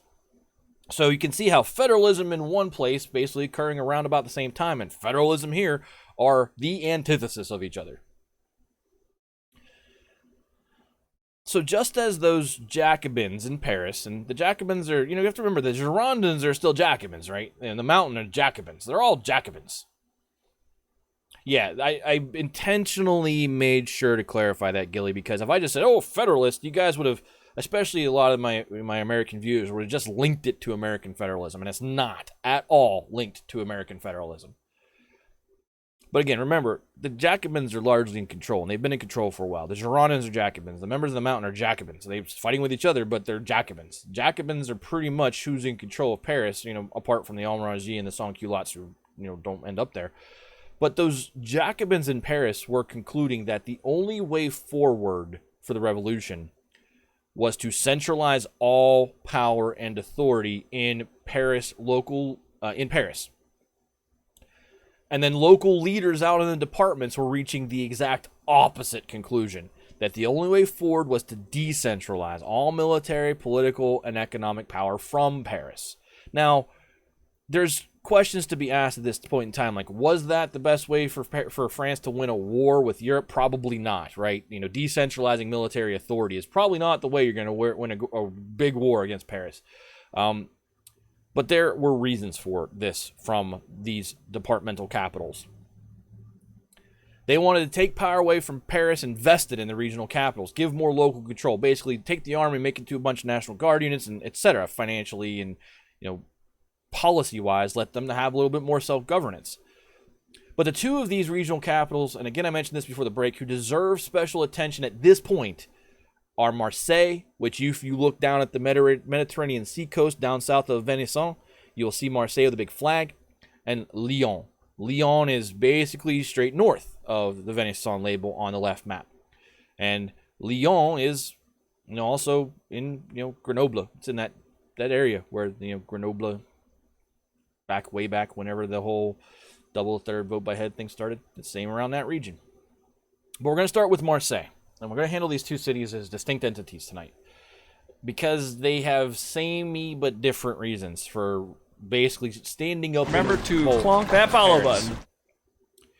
But you'll remember that when we kind of last spoke about Marseille, or Marseille, sorry, however you want to pronounce it. Marseille is the actual way to pronounce it. They were a city which was as pro-revolution as any city in France was, right? They were operating their own independent counter-revolutionary campaign, you know, around Avignon and the Comte de Venison. They were part of that whole movement to take those territories from the papacy, from the Vatican, and make them France. Their men had stood on the front lines of the insurrection of August the 10th. Remember that company of National Guard from Marseille was the big thing that was the thrust, the vanguard at the front of the insurrection. So we're talking less than a year ago. And they had come into Paris in that era singing an anthem of revolution, which is still the national anthem of France, called La Marseillaise, which has a really bloody chorus, if you ever go look at the words. So how are they now? How has Marseille gone from that in the summer of 1792 to now March, April 1793, and now saying, we've had enough, right? We're going to openly oppose Paris. So for the one thing, first, it turns out that the patriotic leaders of the city, and I'll say that in quotes, the patriotic leaders of the city really weren't all that representative of the general public of the city. The aristocrats and conservatives who were running Marseille prior to, you know, or up until a certain point in the revolution, they were just, you know, chased out of the city. The Jacobins, a hardcore minority of Jacobins who were not representative of the city, had basically taken over. And after those aristocrats and conservatives were kind of chased out of city government by this Jacobin cabal at the center, the prominent traders of this great port city, and it is a great port city on the south coast of France, they just declined to take an active role in government. They were just like, yeah, the old guys are gone and the new guys are in, and I'm just going to keep on doing my thing and making money. That's pretty much what they did. They just kept their heads down and kept businesses running, and it just left a vacuum after those aristocratic conservatives were chased out of town for this Jacobin-aligned patriots to just step in and run the city how they saw fit. And here's the thing. Initially, these Jacobin leaders were backed by the working class, and that explains why they were able to muster National Guard and send it off to Paris for the insurrection. These working classes were eager to embrace the great improvements which the revolution had just, you know, kept on promising. But this power dynamic in Marseille was disrupted when the maritime trade, which it's a port city and is obviously the entire basic of the civic economy, you know, when that gets disrupted, it just blows up the power dynamic of the Jacobins in control of the city with the support of the working class. This had all started to happen when major disturbances erupted in the French colonies. And that's, again, when we kind of brushed by this many episodes ago. But you remember the Haitian Revolution, that first ever successful slave revolt ever on the Isle of Saint-Domingue, which is now Haiti, had caused havoc on import and export of goods all across the Atlantic, but especially in France. This was exacerbated further when the First Coalition came, and I mean when the Austrians and Prussians came and disrupted trade even further, because now wars include trade wars.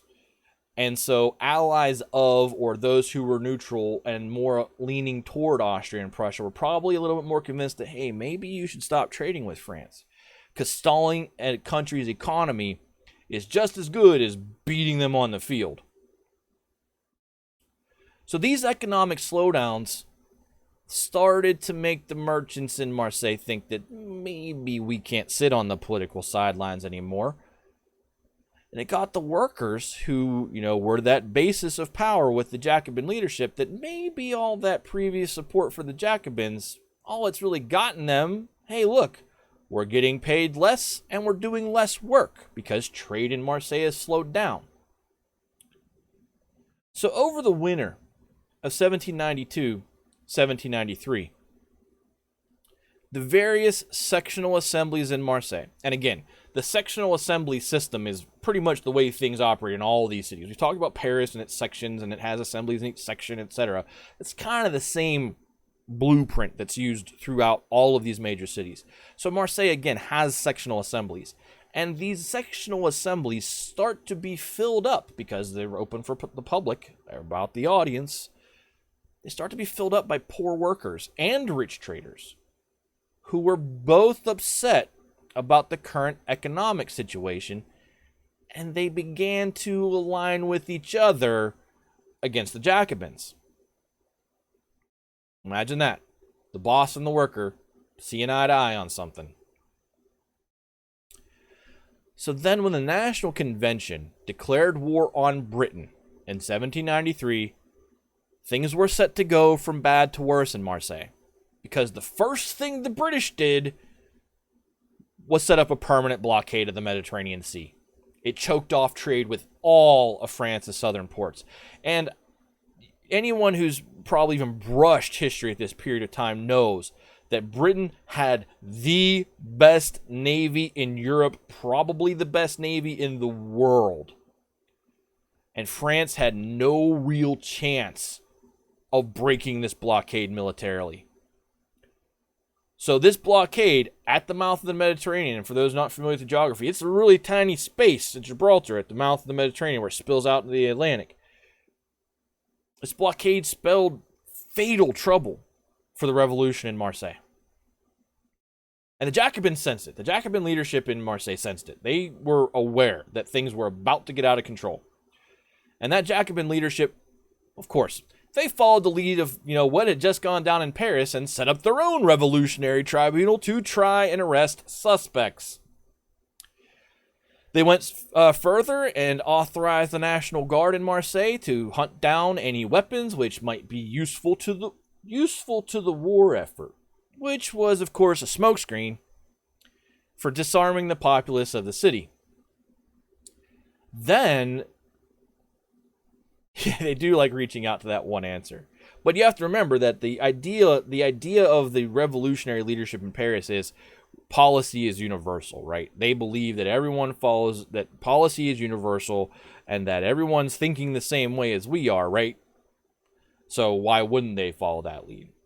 Even though the Jacobins in Marseille can look around and go, everyone doesn't think the same way, and they still follow that basic ideal, that universality of approach.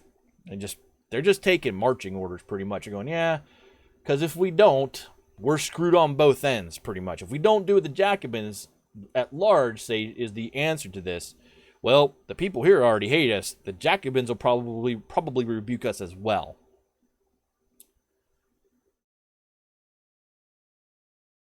So, to go further, the Jacobin leaders in Marseille then also demanded a series, so more than one, a series of forced loans from the merchants who had been continuously losing profit, since Saint-Domingue, since the Haitian, but really since the war kicked off. And now they were choked off. They started to demand loans. And then to make it even worse, those representatives on mission who had been dispatched out to all the departments arrived in Marseille, took a look around at what the local Jacobins were doing and said, yeah, this is the way it's supposed to be. That sent the city into an uproar. And the sectional assemblies, which were now packed with opponents of the Jacobins, started talking amongst themselves, and they decided they needed to take matters into their own hands. So, though these now about to be rebels in Marseille, they despised Paris, and they despised the Paris radicals, and they despised the Jacobins, there really wasn't a reason to ignore that super effective way that they had all seized power in August of 1792, on August 10th. So, clearly copying from the playbook of Danton, the Marseille sections formed their own insurrectionary commune. They rose up in revolt in mid-April and drove the representatives on mission out of the city. And Marseille, in mid-April, now stands outwardly in counter-revolutionary revolt against Paris. We're going to talk about Lyon now, because we're just setting the foundations of the Federalist Revolts. We're going to talk about how these cities attempt to link up and coordinate next week. But in Lyon, which is further to the north, as I indicated earlier, it was going to join Marseille in counter-revolutionary revolt. And Lyon is a great manufacturing city. It's not a trade city so much as it is a maker of goods. So the cases of Lyon and Marseille are similar but different. Both had economies that hinged on a single economic engine, and that's the commonality, trade or manufacturing. It's more they couldn't get the goods out. Where Marseille's engine was driven by overseas trade, Lyon's was driven by the manufacture of silk products. It was the main industry of the city and possibly the largest single industrial center in all of France.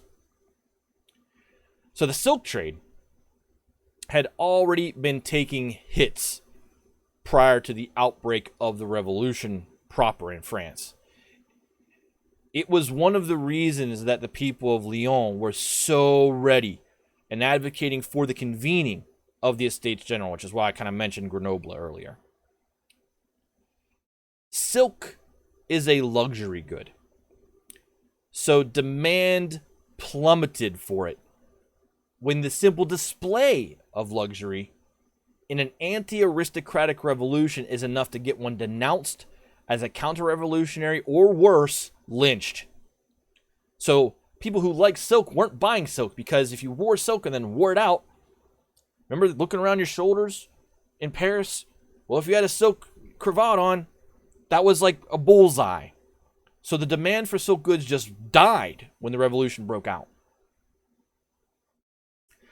And then, okay, well, we can't sell it in Paris, but let's sell it outside Paris, right? Well, access to foreign markets for the silk were also cut off when the war with Austria commenced. That's the commonality with Marseille. Foreign trade dries up when you go to war with your neighbors. So it exacerbated the lack of customers for the Lyon silk trade, as more and more of Europe begins to line up against France, either from a trade perspective or from an outright state of war perspective. Adding to this was the fact that the limited resources Lyon had as a result of this catastrophic loss of trade. So they were not bringing in money because they weren't selling what they were making anywhere. That lack of resources from this loss of trade meant that the city couldn't buy basic supplies and provisions it needed to stay alive as a city. And this was made even worse by Well, we've got armies stationed here, right? We have armies stationed on our borders now because we're at war. And those armies were sitting off to the east of the city, just gobbling up their supplies. Remember that fight that went into Savoy? That army. So bread riots had already broken out in Lyon way back in September 1792, after bread prices in the city skyrocketed in the wake of the Allied invasion into France. Way back, talking about Valmy, that time frame. Bread prices in Lyon were off the chart because the local economy could not purchase enough raw material to bring in to make bread. So it's a supply and demand situation where there's a lack of supply, demand through the roof, price goes up. This led... No, the army doesn't handle their own supply. You're talking about... There's no... And no army has a centralized logistics depot, right? There's a good army and good logistics planning will have... You know, you've heard, ammo dumps, those type of things when you read through literature or play a video game. No way! It's about tree fitting. Have those 350 tributes. And a good logistics setup will chain depots together and make sure that they're linked so that where supplies are needed, they get to. And when you need something, you can go send a logistics mission to a dump or a depot and get what you need. But that just isn't how well organized this all is. Remember, this isn't a small professional army, which had been the way things were dominated in Europe to the time. A large army this size hasn't really ever existed, right?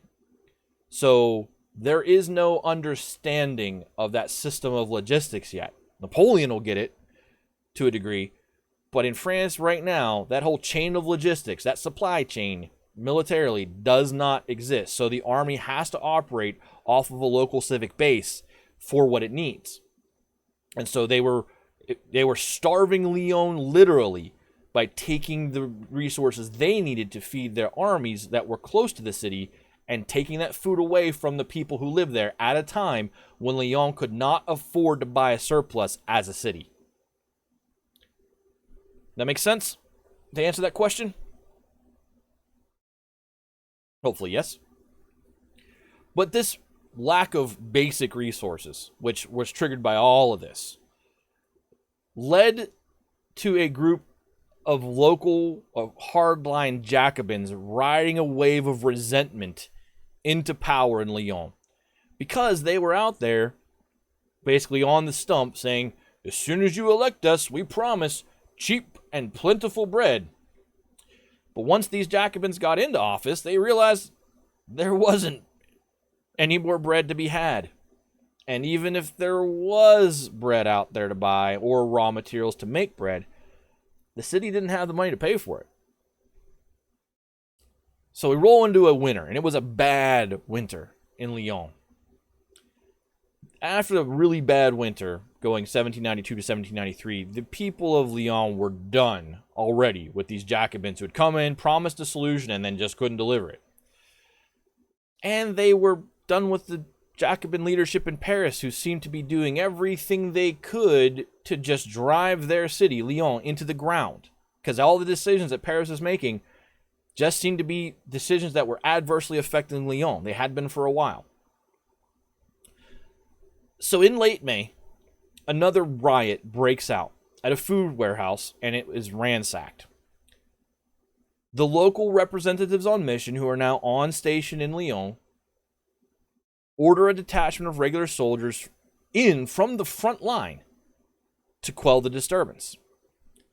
And this led to a local fear within the population that the representatives on mission, with their massive and wide unchecked power, and their Jacobin allies in the local Lyon government, were basically getting ready to massacre anybody who stood in opposition to them, which also in turn would free up a lot of mouths who were demanding bread that wasn't anywhere to be found. So the departmental authorities, so those that sit above the city level, the departmental authorities, sat above those Jacobins that were running Lyon, met on May 28th, 3 days before there's an insurrection in Paris, and decided that they were going to call in the National Guard units they control to do two things. Restore order in Lyon.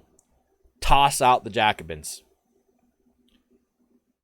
And after those National Guard units marched up and literally evicted the Jacobin leaders and the representatives on mission from City Hall in Lyon, a new government of Lyon was convened. One which was in explicit opposition to Paris. So between April and May, 2 major cities in France have stood up and said no to Paris at the same time that the war in the Vendee is raging and the Vendee irregular royal and Catholic army is poised to break out. And the Austrians are sitting there on the northeast frontier of the French borders. That's France right now as we roll into the end days of May 1793. This insurrection that's about to happen, and we're going to talk about next week because it's going to lean into and lead to what is known historically as the Purge of the Girondins. That insurrection that's about to happen is misidentified in a lot of history books as the cause of the Federalist Revolt, right? But that insurrection doesn't happen until, look where we are.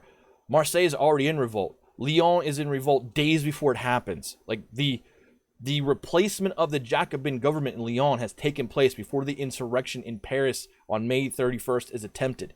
So the insurrection of May 31st and into June, it's not the reason for the Federalist Revolt.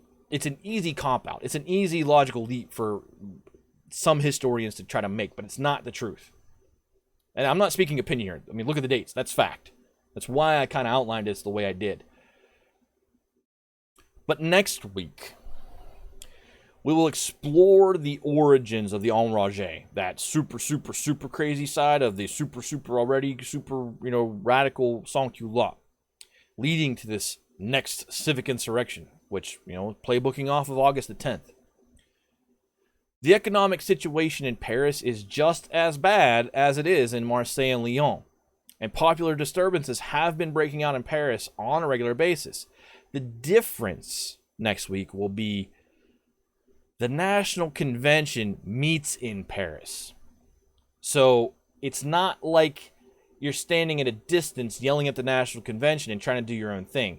The sans-culottes in Paris are the same sans-culottes that have, type of people that are out in Marseille and Lyon and are standing up to Paris, except they believe they can march up to the convention, overawe them by a show of force into purging a portion of the ranks of the convention who opposed what the sans-culottes in Paris want. And that will be what this insurrection is about. Them having demands, trying to depose the Paris city government, and then walking up to the convention and saying, those guys, those are the ones that have been opposing everything that we need. Just kick them out of the National Convention.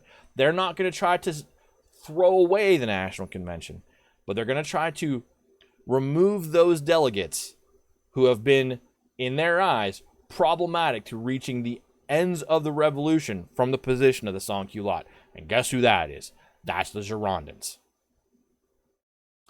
The time is up to join the giveaway, almost perfectly timed. We will do the book giveaway after the quiz. Yeah, but this powder keg. Again, we talked about this powder keg and its early formations when these enlightened bourgeois were not listening to the needs of the everyday people, going all the way back to electoral assemblies and the caillis and how they were throwing away the needs of those everyday peasants. This is the end result of it, especially in the Vendee and this uprising that's coming in Paris, but also out in Marseille and Lyon, where the everyday people are economically just destroyed, and they're also starving in some places still. So hopefully this has been an enlightening view into what else is going on in Paris, or not in Paris, but in France, and starting to tie some of the threads I laid months ago together into what is going to be the Reign of Terror. The foundations were explained tonight. You understand what's going on out in the West. You understand now what's going on out in the East, and you understand what the threat is coming in from the Northeast. Okay. So, the quiz coming up now is 10 questions as it has been since we've gone to the new format for Season 2. Here we go. And you're very welcome, Gilly. I'm glad that there are people interested enough for me to keep writing this. Bonus round is triggered by Gilly trying to catch up on last week.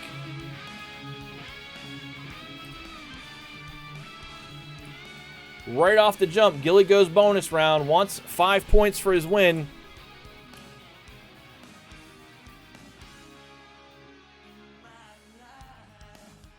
So here we go. Question 1. You have 1 minute on the clock as soon as I finish reading it.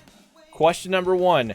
Please participate. Take a stab. You may know the answer, and if you get it wrong, there's nothing wrong. I'll just help you know the right answer. Question 1.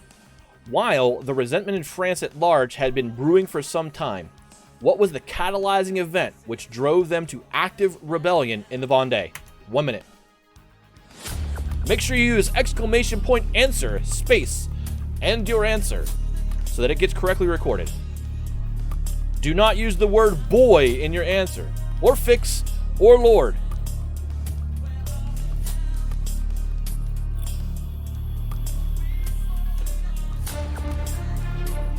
"40 seconds left. While the resentment in France at large had been brewing for some time, what was the catalyzing event which drove them to active rebellion in the Vendee?"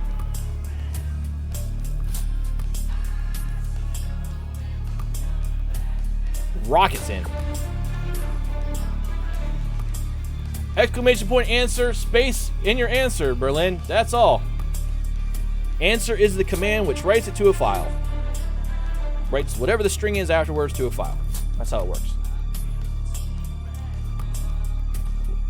Berlin is in. Gilly is in. I didn't see. Yeah, Rocket's in. Okay, first answer. Where is that? Is that the button? I think that's the button. I've been on Darkest Dungeon for a couple of days here. Is that the button? Yeah. Rocket. Says, convention call for the levy of 300,000. That is correct. The convention call for the levy of 300,000. That is the moment that the people of Vendee were done.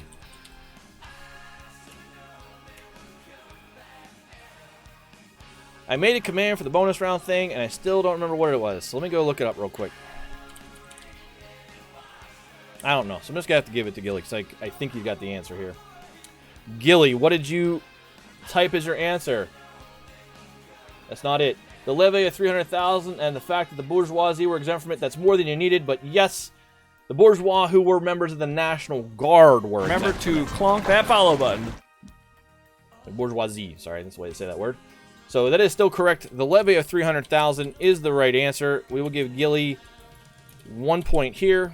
Actually, we're going to give Gilly his 4 points via the bot, and I'll give you the last point. I swear I built something for this, but I can't remember the command.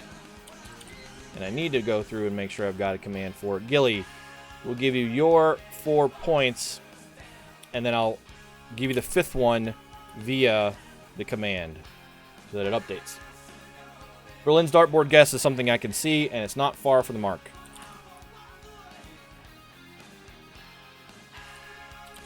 The Gilly. Yes, there we go. Gilly gets his. That should take you to 29. It does. And then the next answer. From Berlin. The assassination of Louis XVI. So it wasn't an assassination, it was an execution. And it was the event right before the levy of 300,000. So you're really close. It was that execution which made the people in the Vendee stand up and go, woo! They just killed the chosen representative of God within our faith? Yeah, it was close. You were close. But it was basically like a month before, or like a week before the levy of 300,000 was announced. It was like right there, Berlin, but close, but not the answer. The next question, again, timer starts as soon as I am done speaking for 1 minute. Manny, what'd you just do? Whatever you did, it's about to be deleted, Manny. Manny just typed answer. Okay? The next question.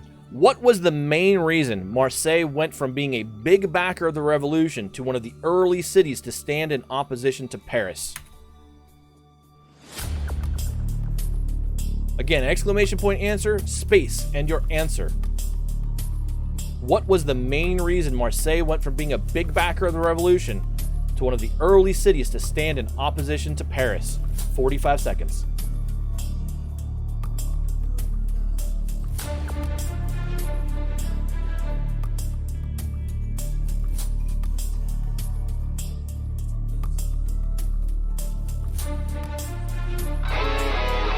What up, all things Kai? Welcome in for History Night. We're just getting to the end of things here. We're in our quiz.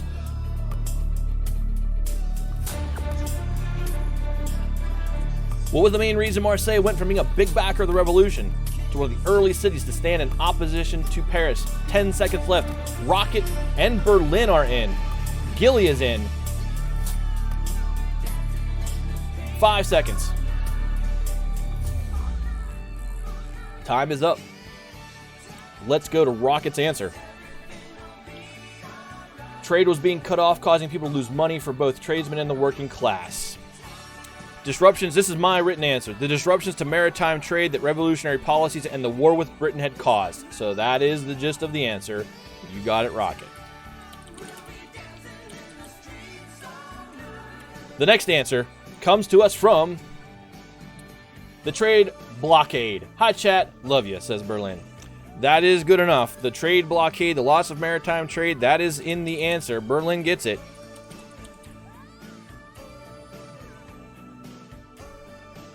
Berlin on the leaderboard. The next answer comes to us from Gilly. The trade wars crushing their pocketbooks, causing the working class and rich stakeholders to join a revolt. Yes, that is the gist of it. Loss of maritime trade is the easy answer. All of those get the heart of the answer correct. Let's make sure we don't have any more answers in queue. That is the end of the valid answers. We will move on to question number 3. Hopefully you're having a good night tonight, Kai. Welcome back. We do history starting at 7 p.m. Eastern Time, which I believe is 5 hours earlier than you. 4 hours. So we're talking 11 p.m. your time, if I recall correctly from the conversation last night. The next question, question number 3 of 10 tonight. Again, the timer begins as soon as I finish speaking. Don't forget to use exclamation point answer, space, and then your answer. Otherwise, the mods will jump on it. Here comes the question. Describe why the Vendee region in particular was not only ripe for rebellion, but successful in making a popular revolt long-lasting in France. Describe why the Vendee region in particular was not only ripe for rebellion, but successful in making a popular revolt long-lasting in France. 45 seconds.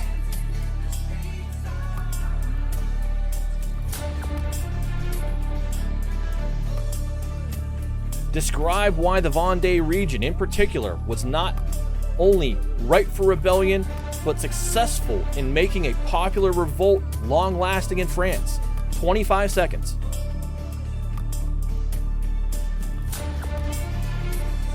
Rockets in, Berlin's in with 15 seconds left. Why did the war in the Vendee work out so well? Basically what the question's asking. What conditions existed that made it work out?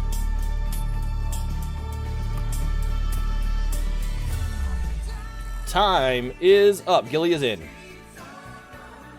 First answer from Berlin. Local nobles and lack of National Guard units. Chat rocks. That's why the army was successful. The lack of National Guard units or the lack of military at large was one of the reasons that the rebellion in the Vendee stood up and was able to survive its early days. So I will give that to you. It's on the edge of getting the point.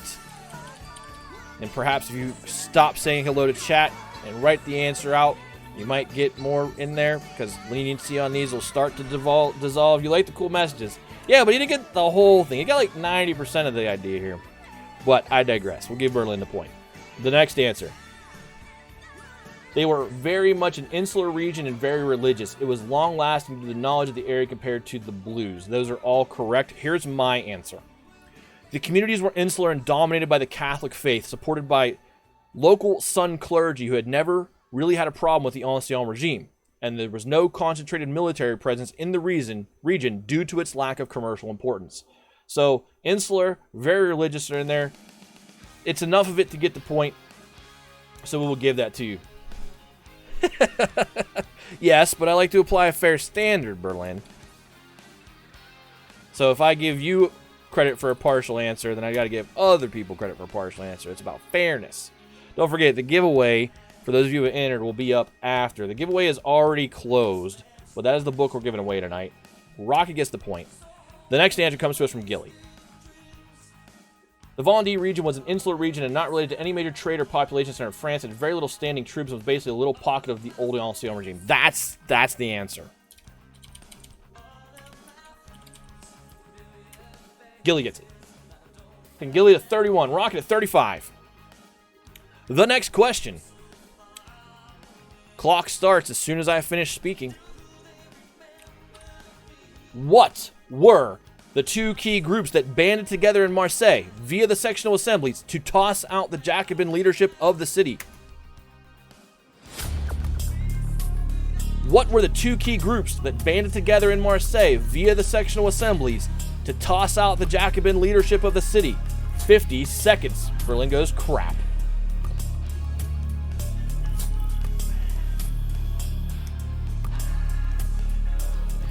$40 seconds left. What were the two key groups that banded together in Marseille via the sectional assemblies to toss out the Jacobin leadership of the city? More rockets in. 30 seconds left.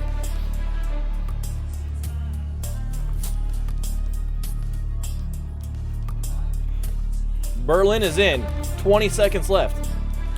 The two key groups that banded together in Marseille via the sectional assemblies to toss out the Jacobin leadership. Gilly is in with 15 seconds. 10 seconds left. It's all right. We forgive misspellings. Manny's in. As long as I get the gist of it, like I can understand what you're saying. I like proper spelling. Don't get me wrong, but as long as I can understand what you're trying to say, I'm going to give you the answer. And I think we've been pretty consistent about that since the first episode. The first answer comes to us from Rocket. The merchant traders and regular workers, that is exactly the answer. The traders and the workers. They found common economic cause against the Jacobin cabal in charge of Marseille. Okay, that one just hurts my eyes. I didn't spell it right. Let me try it again. I did that to you a couple weeks ago.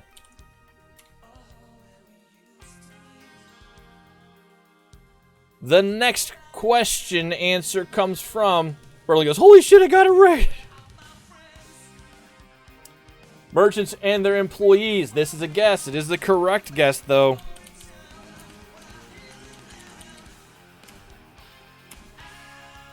Berlin. 3, now tied with Parmenub, Archie, Turi. See if I get any leeway.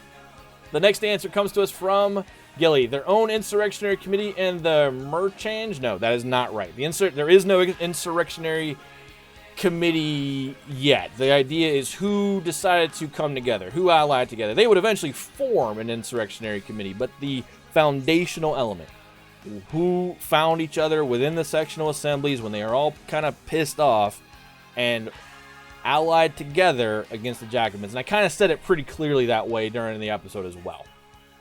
No, there are not half points. The next answer comes to us, the average Joe and the merchants. That is good enough, Manny. The average Joe to me is a worker. I will give you that one.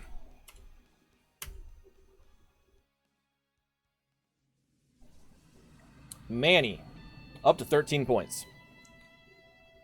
I didn't get, yeah, why'd that, okay, we're good. Joe Plummer. All right, next question. About halfway through the quiz tonight. Don't forget the book giveaway is still to come. It is the biography of Georges Danton, which is actually a source for this show. It's a good book. Anyone who reads it, you're going to get a really good insight in the man's life and maybe come to a different perspective about who he is than maybe I've even outlined here. But the next question. Describe why an individual citizen in the Vendee being pressed into service into the army may have a problem with being a part of the military.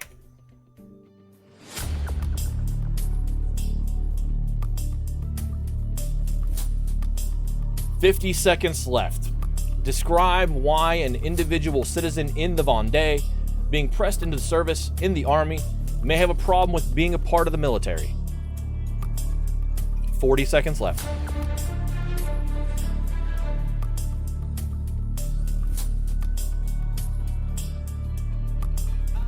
$30 seconds left. Describe why an individual citizen in the Vendee being pressed into service in the army may have a problem with being a part of the military. No one in yet. 20 seconds left. Manny's in. 15 seconds left.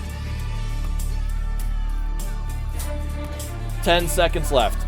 Gilly, Rocket, Berlin, and Manny are in with 5 seconds left.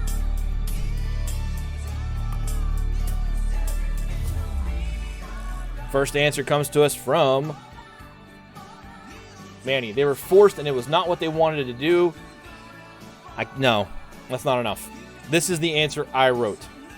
It ran counter to the principles of individual liberty of the revolution, and none of them wanted to put their lives on the line to defend a revolution they detested. Now, that's not quite enough. I mean, that's a general reason, right? Why would I not want to be a part of this military at this time?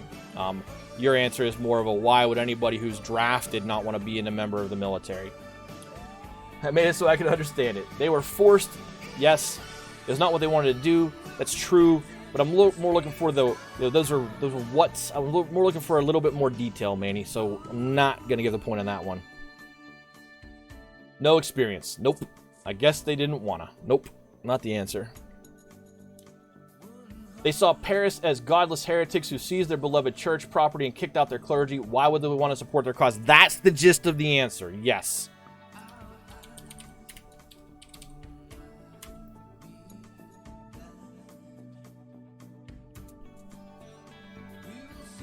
They had no say in a war they didn't have any stake in. No. No.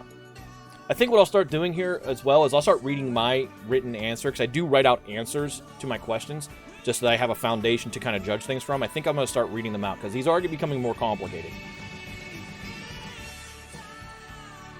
This one's important. Hopefully you were paying attention. We're going to move on to the next question here. Name at least 2 actions taken by the National Convention in response to local popular revolts which would become pillars of the Reign of Terror.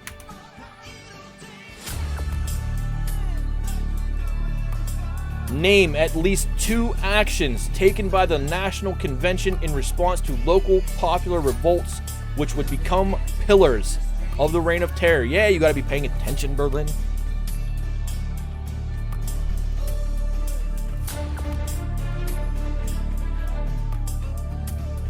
"35 seconds left. Name at least 2 actions taken by the National Convention in response to local popular revolts which would become pillars of the Reign of Terror." Gilly is in with 25 seconds left. Rocket is in. Name at least 2 actions taken by the National Convention in response to local popular revolts which become pillars of the Reign of Terror. 10 seconds left.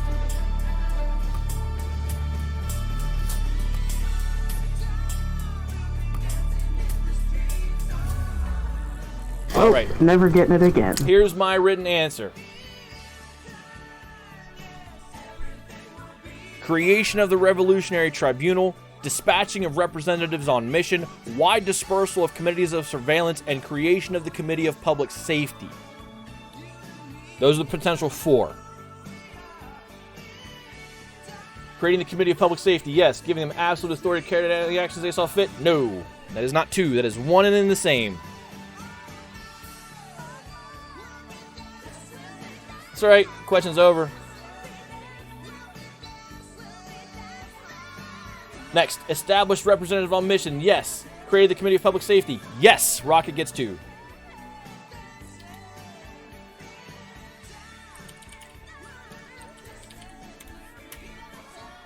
Rocket pulls 5 points ahead of Gilly. The next answer comes from nobody. So again, the 4 things they did. Created that revolutionary tribunal, which will become the legal facade of the terror. Dispatched representatives on mission out into all the departments who have basically, fiat level authority over everything. Widespread dispersal of communities of committees of surveillance into all municipalities to find those who are suspects better. And then the creation of the Committee of Public Safety. Those are the 4 pillars of the Reign of Terror. I'm sticking with the milk and cookies answer, regardless of your tyranny fix. The next question coming your way now. What What quick realization did the rebel leaders in the Vendee come to about the military prospects of the Royal and Catholic Army, and what action did they take?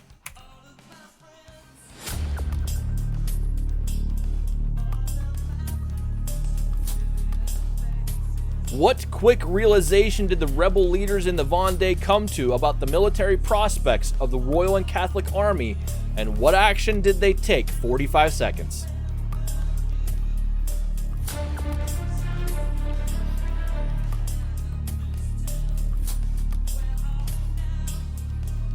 "30 seconds left. What quick realization did the rebel leaders in the Vendee come to about the military prospects of the Royal and Catholic Army? And what action did they take? Words." 20 seconds left. No way. Yes, wait. 15 seconds left. Gotta move that down. Berlin's in. Gilly's in. If you're out there and want to take a stab at it, feel free. Manny's in. All right, here comes the first answer. They realized they needed real military leaders and went to the noblemen to seek help. That is pretty much word for word my answer. The only reason I didn't read my answer first, Rocket, is because I saw yours flash, and I could see it in chat and in Firebot, and I knew I didn't have to repeat myself. That is exactly the answer. They knew they needed real military leaders, and they went to their noblemen to get help. That is exactly the answer. Rocket moves to 38. Next answer comes from... They needed real military... Gilly. They needed real military leaders and asked the nobles to lead their army for them. Again, pretty much what I have written down. Gilly gets it right. The next answer comes from... They were small and undersupplied, and they threw a party. No. Answer from Manny. Made officers. No. Not enough.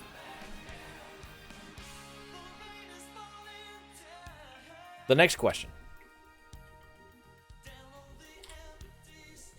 What was, in general, the thing the Federalist Revolts stood in opposition to? Very broadly speaking. What was, in general, the thing that the Federalist Revolts, not in any specific city, the Federalist Revolts in general stood in opposition to? What was the thing? 45 seconds left.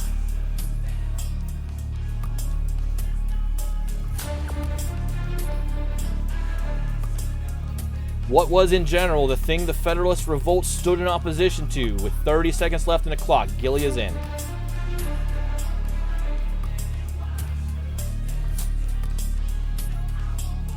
Yep, Gilly, yep.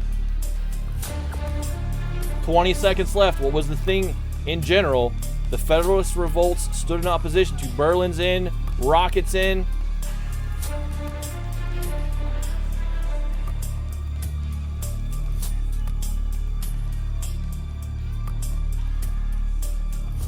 Time is up. My written answer. Centralized Jacobin leadership of the revolution in Paris. The first response comes from Gilly. They stood in opposition to the Jacobins in Paris. Ding, ding, ding. And wanted power decentralized into the departments instead. Yes. That is pretty much the answer. It's actually more detailed than my answer and is absolutely correct.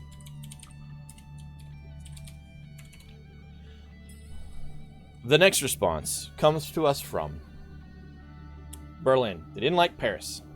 Yes. But they didn't like specific things about Paris. Close. Close, but not enough. The Jacobin leadership in Paris of the revolution is a problem. Close, but not enough. Rocket. The Jacobin military rule. No. Because there were Jacobins all over the place, right? There were Jacobin leadership clusters all over the place. It had to specifically state centralized Jacobin leadership in Paris. Because I did spend some time explaining that federalism in America and federalism in this sense were different things. And that the big thing that both Marseille and Lyon at a broad brush were opposed to was the crap that centralized Jacobin leadership in Paris was doing to crush their economies. So it had to be centralized Paris. Just want to make sure, I like to make sure that we explain why I don't give something. Because yeah, it's kind of there. Mine is so wrong you don't have to read it. We're going to read it anyway, Manny. The Pillars of the Reign of Terror. No. I mean, it's the Jacobin leadership in Paris is doing that, but those are not economic hammers that have been dropped on the city. So Gilly gets that one right. So now we'll get a little bit more granular. Yeah, it does suck, especially when you're under a minute timer. But that's why there's a minute timer, right? So hopefully it adds to the back and forth of what the answer is here. But the next question is, what was the key reason that Lyon departmental leaders went into revolt against revolutionary leadership in Paris? My lord. Ugh. What was the key reason that Lyon departmental leaders went into revolt against revolutionary leadership in Paris? There's kind of two ways to come at this one. I'll take either one. I will just read to you what my answer is, but I can see another answer here as well, which I will also accept. 40 seconds left. Rockets in.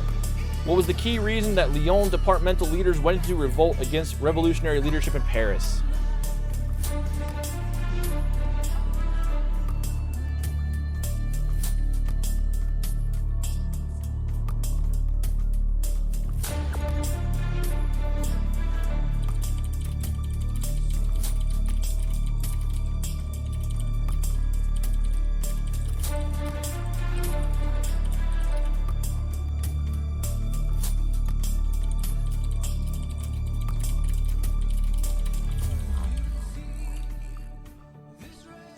Time is up. The first answer comes to us from, they were promised bread and those promises didn't happen. That is the Jacobin leaders in Lyon who promised that. So no, the question explicitly asks revolutionary leadership in Paris, not in Lyon. So that is not the correct answer. My answer, by the way, says their manufactured silk goods had no buyers due to revolutionary attitudes and war, which pushed the city into economic depression and created a famine. Gilly, unable to sell silk and lacking money resources, lack of resources led to a group of hardline Jacobins riding a wave of resentment into power, almost like he's recording me say it, promising cheap bread but find there is no bread to buy and make, the city could not afford it. You got the first part right. It's not why the departmental leaders came in. The departmental leaders came in with two goals. Remember? They said two goals. Restore order, kick out the Jacobins that were in Lyon. But broadly speaking, they were against the whole centralized thing that was going on in Paris that was hammering their trade. So you get the silk. That one is good enough to get the answer. You gave more of an answer, and I think in a college course, I would say you should have just stopped typing. But I will give it to you for the silk trade part.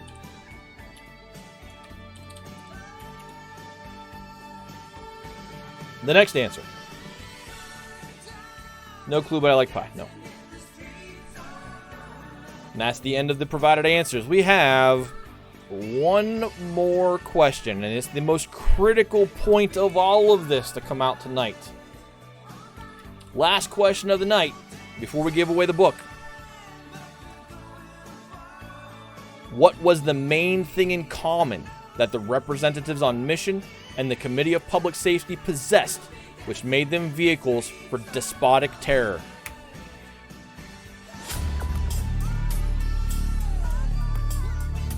What was the main thing in common that representatives on mission and the Committee of Public Safety possessed, which made them vehicles for despotic terror? Remember 45 to clonk seconds that left. follow button. What was the main thing in common that the representatives on mission and the Committee of Public Safety possessed, which made them vehicles for despotic terror? Gilly's in, Rocket's in. 27 seconds left. Berlin is in.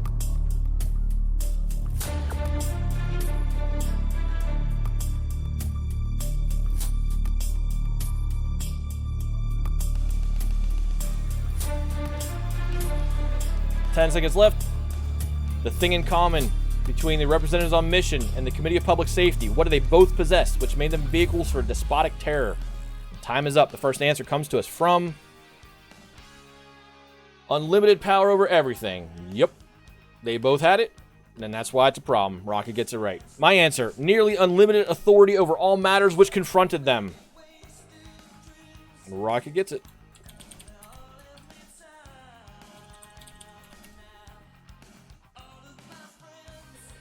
Yeah, Berlin, check your DMs if you don't mind. The next answer comes to us from Gilly. Granted broad, nearly unlimited power, or able to overrule any local authority of any kind, could dispense any form of justice they saw fit when they saw fit. Dude, do you have access to the Google Notes that's got, or Google Doc that's got it in there? That's pretty much what I said. It's a little uncanny. Yes, that is the answer.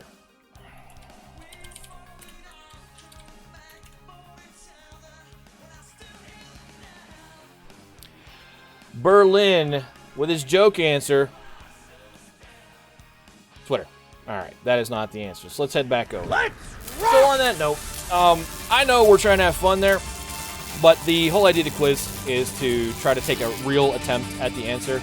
So let's try to do that, is all I'm saying. Let's try, if you're going to answer, let's try to have it be a real answer. That's all.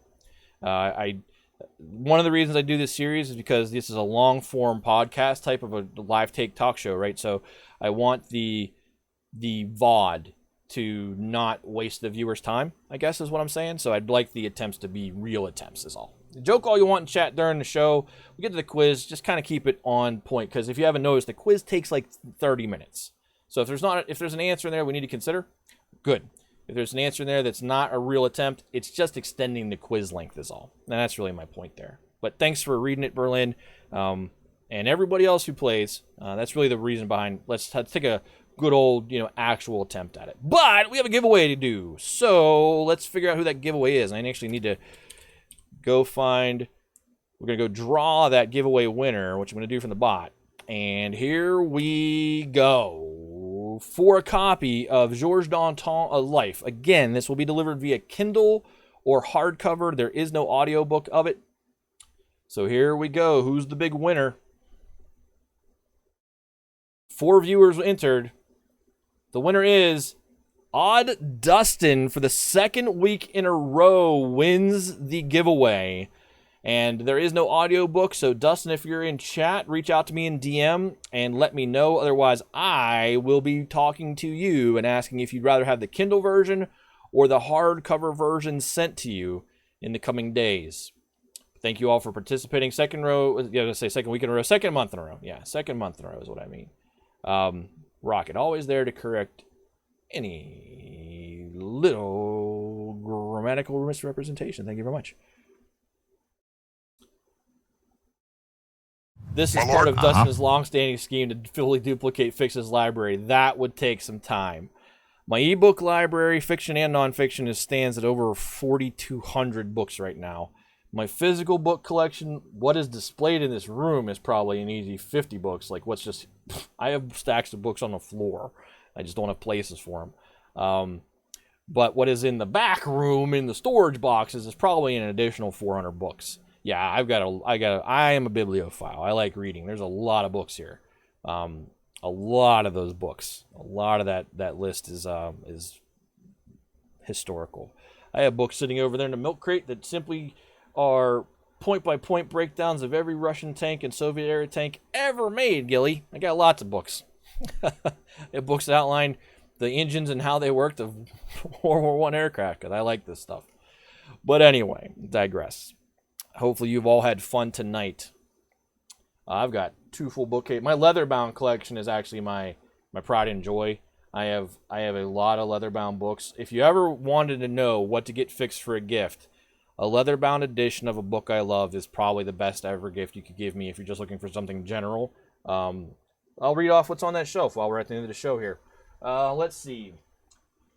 The Hobbit, Lord of the Rings, Grey's Anatomy, because I like having that book on hand. The complete works of William Shakespeare, the Iliad and the Odyssey, the complete works of Sherlock Holmes, the complete works of Edgar Allan Poe, H.P. Lovecraft's Cthulhu Mythos Tales, Moby Dick by Herman Melville, The Hitchhiker's Guide to the Galaxy, and all the other books that are part of that series.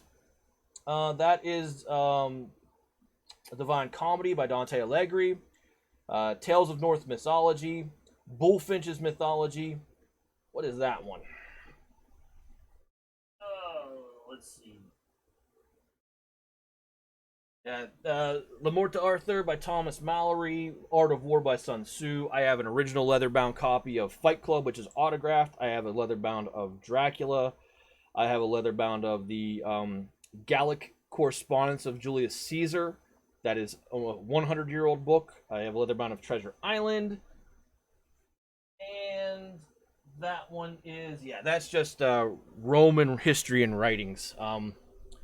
Yeah, I got a lot of, those are my Pride and Joy books. Those are the books that, if I could only have those books, a certain set of books, those would be the books I want. I find they are wildly informative, both from a fictional but era perspective, and Douglas Adams is just there because that's a hilarious set of books. But anyway, don't buy me a gift, but if anyone's ever saying, hey, I'd like to get someone a gift, or fix a gift, and I don't know what to get him, leather-bound books are one of my things. I like things that feel and look old, with respect to like some of the things I have around. But in any event, thanks for hanging out tonight. I know my voice is scratchy, and I got through it, despite some fears this morning that I would not be able to. No wonder you like me. I do, Berlin. I value your friendship more than you'll ever know. I value all of your friendship more than you're ever really going to know.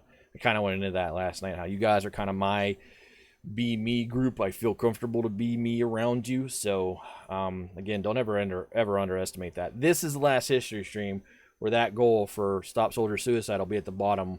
I doubt there's another stream. I doubt I play Darkest Dungeon on stream tomorrow. So this probably ends Stop Soldier Suicide. The drive to support Stop Soldier Suicide that we've been calling Scare Drive. We raised $3,200 in support of that charity in a month. That is insane. Yeah, I think I took an early break, Gilly, because I felt that, and I actually went and gargled some warm water to help my vocal cords a little bit. We did do good. We did amazingly good. I couldn't be more proud to be a part of this community and be part of something like that. It always stuns me. $1,000, I was like, well, that's reasonable. We are, going to do great and get that goal, no problem. But we're going to go raid VT because he raided us the other night, and I want to return that favor. He is in costume and talking with a really bad vampire accent as he plays Soma. So come over with me, support our friend. He helped publicize Stop Soldier Suicide and Scare Drive to his community all throughout October. For those of you that are in his Discord, you saw him doing that. He was a very good proponent of getting people external to the Outlaws into this whole drive. He brought several of the new followers we picked up this month over as well, but some of that new support we felt, while, small, was largely coming from this guy. And so here on our last day, we'll go over and say hello to him. So I am going to do our normal outro here and then get, again, probably something warm to drink and some dinner. But thank you, as always, from the bottom of my heart for hanging out for history, driving me to continue to write this. I think you can see now there is a plan and an outline and a tree form to how I'm weaving this together. You guys have a great night. Here we go. Dustin, Monday through Friday. I need to change the text in that shout out, but it is right on the graphic. Monday through Friday, 7:30 a.m. until 10:30 a.m. I have no idea what he's playing on Monday. Then there's our good friend Permanent who follows him up 10 a.m. to 1 p.m. I believe he's going to stick with Cana, Bridge of Spirits. Make sure you hang out with him after Dustin, core member of our Outlaw community, and we love him to death. Then there's my favorite doofus, Gilly. Sometimes pick him up on his schedule off of his offline screen. 6 p.m. starts in the evenings. Playing Hollow Knight now. Then there's Rocket, picked up the Saturday morning time slot from Dustin within the community, and also streaming Tuesdays and Thursdays as she can, work permitting. Follow our good friend at 10 Rocket who's hung out here from this jump in history. There's Sturfers Monday, Wednesday, Friday, 9:30 p.m.-ish, where she eats a bean. We got to hang out with her last night. We do miss her here at history, but I understand work and life is making that harder right now. There's our good friend Omega Jake on hiatus, but raising money for Extra Life and Beaumont Children's Hospital. We are out of here. Have a good rest of your weekend. Say hi to VT when we get there. I love you all, and I'll talk to you all later.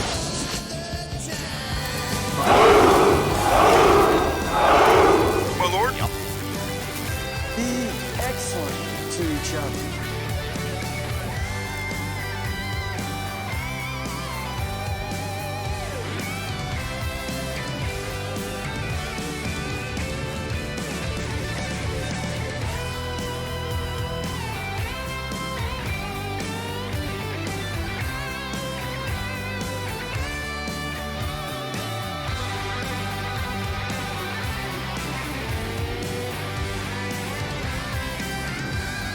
Excellent!